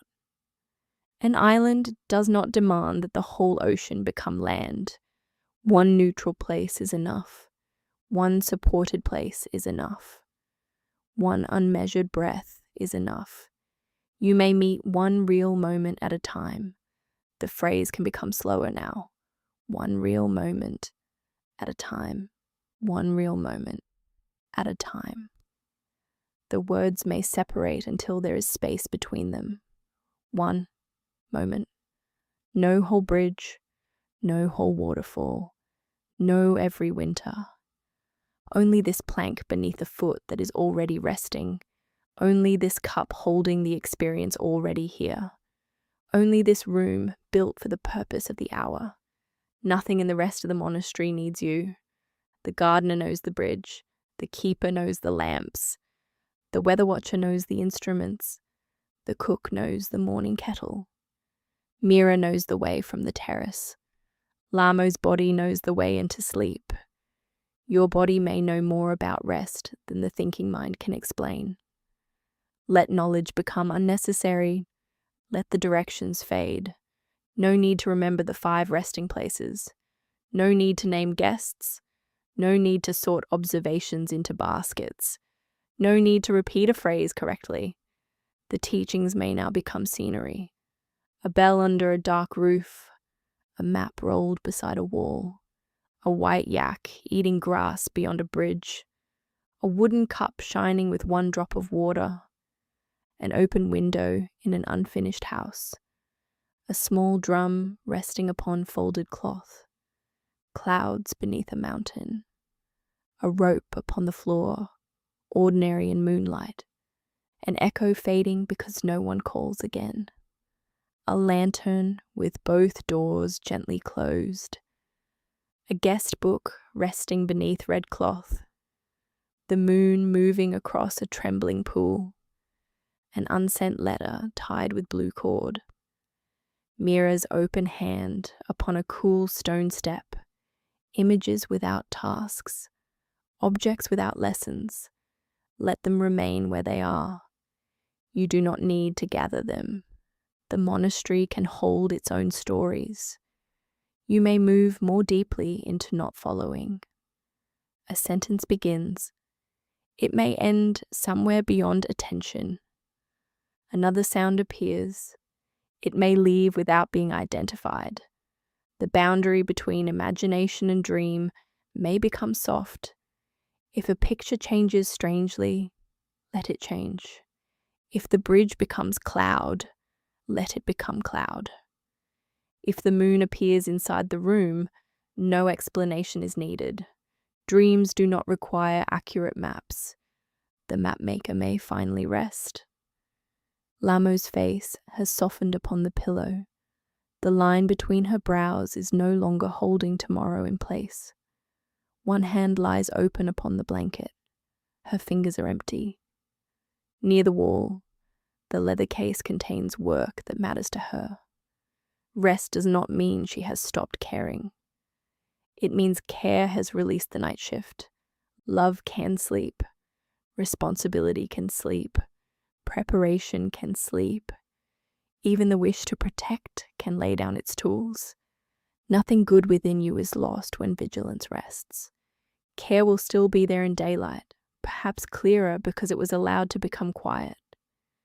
If you have feared that letting go means becoming careless, let Lhamo's maps remain beside her. They are not destroyed. The pencils are still sharp. The roads still matter. Only the hands are resting. Only the eyes are closed. Only this hour has been returned to its true purpose. The waterfall grows distant again. The cloud ocean becomes softer. Lanterns blur into small amber stars. The moon becomes a pale light without edges. Words become slower than thought. Thought becomes slower than breath. Breath becomes something no one needs to watch. There may be long spaces now. Let them be long. There may be moments when you do not hear the story. Let them pass unnoticed. There may be moments when hearing returns. Nothing has been lost. The door remains unlatched. The room remains safe enough. The night remains unfinished and does not need finishing. One real moment, then none that need counting. The monastery settles farther into silence. Along the roofline, carved wooden corners point towards stars that are already moving beyond them. Stone walls release the last warmth stored from daylight. In the kitchen, the kettle has become cool. Bowls wait upside down upon a cloth. Nothing in those rooms worries about being ready. Morning preparation belongs to morning hands. Night emptiness belongs to the night. The prayer hall contains rows of unoccupied cushions. No one fills them with imagined visitors. The open floor remains open. Moonlight crosses it slowly through high windows and reaches the opposite wall. Anxiety does not need to be removed from the hall. The hall is simply larger. Awareness is simply larger. The sky above the mountain is larger still. Let the feeling become one small cushion within that space. It may sit there. It may shift. It may fall asleep before you do. Or it may remain awake without requiring company. You can leave the guest a blanket and lower the lamp. No conversation is required. No explanation is required. No promise is required. The guest knows where the door is. Near the old watchtower, the wind passes through without ringing a bell. It touches bronze, cloth, and timber. Each object responds according to its nature. The bronze cools. The cloth moves. The timber gives one quiet creak. The wind continues. A sound can pass through the body in the same way. A thought can touch the mind and continue. A wave of warmth can rise and continue. No visitor needs to be captured for questioning. Let the watchtower become farther away. Let the path beneath it fade. Let the whole western wall become only a dark line beneath the moon. Somewhere beyond it, the narrow bridge rests empty. No traveller stands at either end. No animal hesitates on the first plank. An empty bridge has no crossing to complete. This night may be an empty bridge. There is no distance to conquer, no destination called sleep that must be reached by effort. You are already here upon the only plank that exists now. The next one can appear without being summoned. Then another may appear inside a dream. Or there may be no bridge at all. Only cloud, only softness. Only the strange, gentle way awareness changes when it is no longer keeping records. In the map room, a brush dries beside a small drawing of 4 walls, shelves, a table, a lantern, and a door. The drawing does not include every grain of timber. It does not include the air or the future lean of the flame. Still, it is complete enough. Your experience does not need every detail named. This is enough. Here is enough. Now is enough. Words themselves may become blank spaces. Allow them. Between one phrase and the next, nothing is missing. Between one breath and the next, no bridge needs to be built. Between one thought and another, the open sky remains. The mind may notice those spaces and try to fill them. Thank it for its excellent map-making. Then leave one margin untouched, one quiet margin, one page without instructions, one small night not covered by a plan. Water continues entering the reflecting pool. Water continues leaving it. The level remains steady because movement is allowed. If every drop were held, the pool would overflow. If no drop were received, the pool would empty. Rest may be this gentle exchange. Receiving a sound, releasing a sound, receiving a breath, releasing a breath, receiving a moment, releasing a moment. Nothing stored against tomorrow. Nothing rejected because it was not calm enough. The pool reflects whatever is above it and keeps none of it. Moon, cloud, lantern, darkness. Then moon again. Let awareness receive and release in the same quiet way. Thought, sensation, sound, space. Then perhaps sleep. No need to know the exact moment of crossing. A person does not watch themselves fall asleep. The watcher becomes part of what rests. So the watchman may step down from the tower now. He has done enough. He leaves the bell rope hanging still. He walks through the covered passage, removes his shoes, and closes a simple door. The valley does not become unsafe because he sleeps. The stars do not require his attention. The mountain does not require his balance. The future does not require his fear. And your night does not require a watcher who never rests. Let him lie down. Let him hear the waterfall once. Let the next sound pass beyond him. Let the next thought lose its sharp edge. Let one image become another without correction. The stone burner becomes a small warm moon. The cloud ocean becomes a white blanket. The narrow bridge becomes a line of soft light. Mira becomes only a quiet figure at the edge of a dream. Lhamo becomes a sleeping breath in an eastern room. Tenzin becomes the last lantern turning low. Nothing needs to remain clear. Clarity has served its purpose. Now the edges may soften. Now the names may loosen. Now the story may continue without being followed. One real moment at a time. Then no map, no warning, no bell.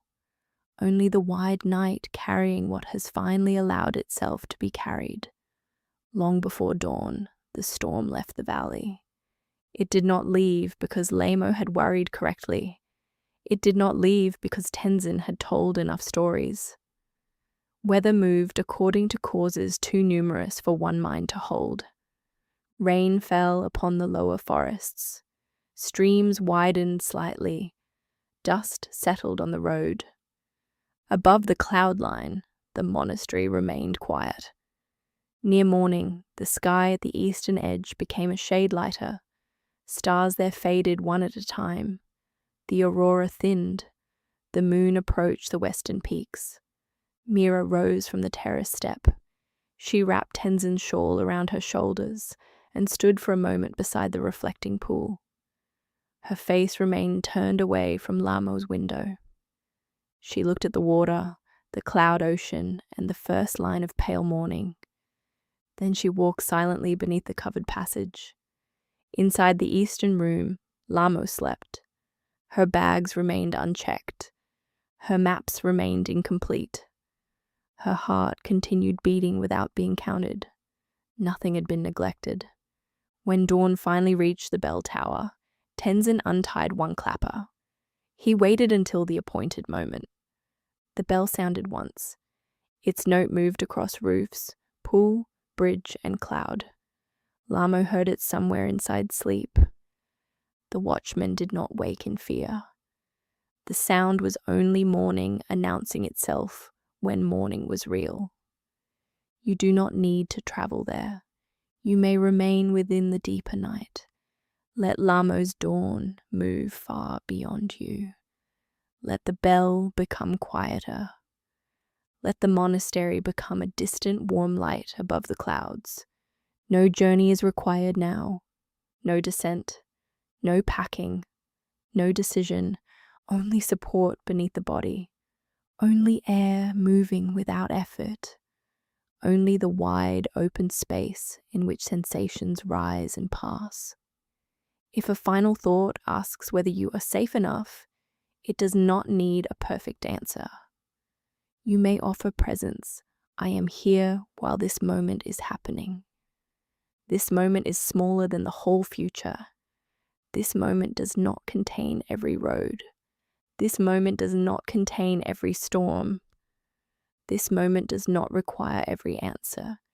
It contains only what is here. Perhaps weight, perhaps warmth, perhaps darkness behind the eyes, perhaps one distant sound, perhaps the soft movement of breath. That is enough for the cup. The rest may flow past. The rest may remain unwritten. The rest may wait beyond the open sky, one real moment at a time, one real moment at a time. And when even those words become too much to carry, let them go. The smoke rises without them. The clouds move without them. The moon shines without them. The body rests without needing to explain how. No more is required. No more is required. No more is required tonight.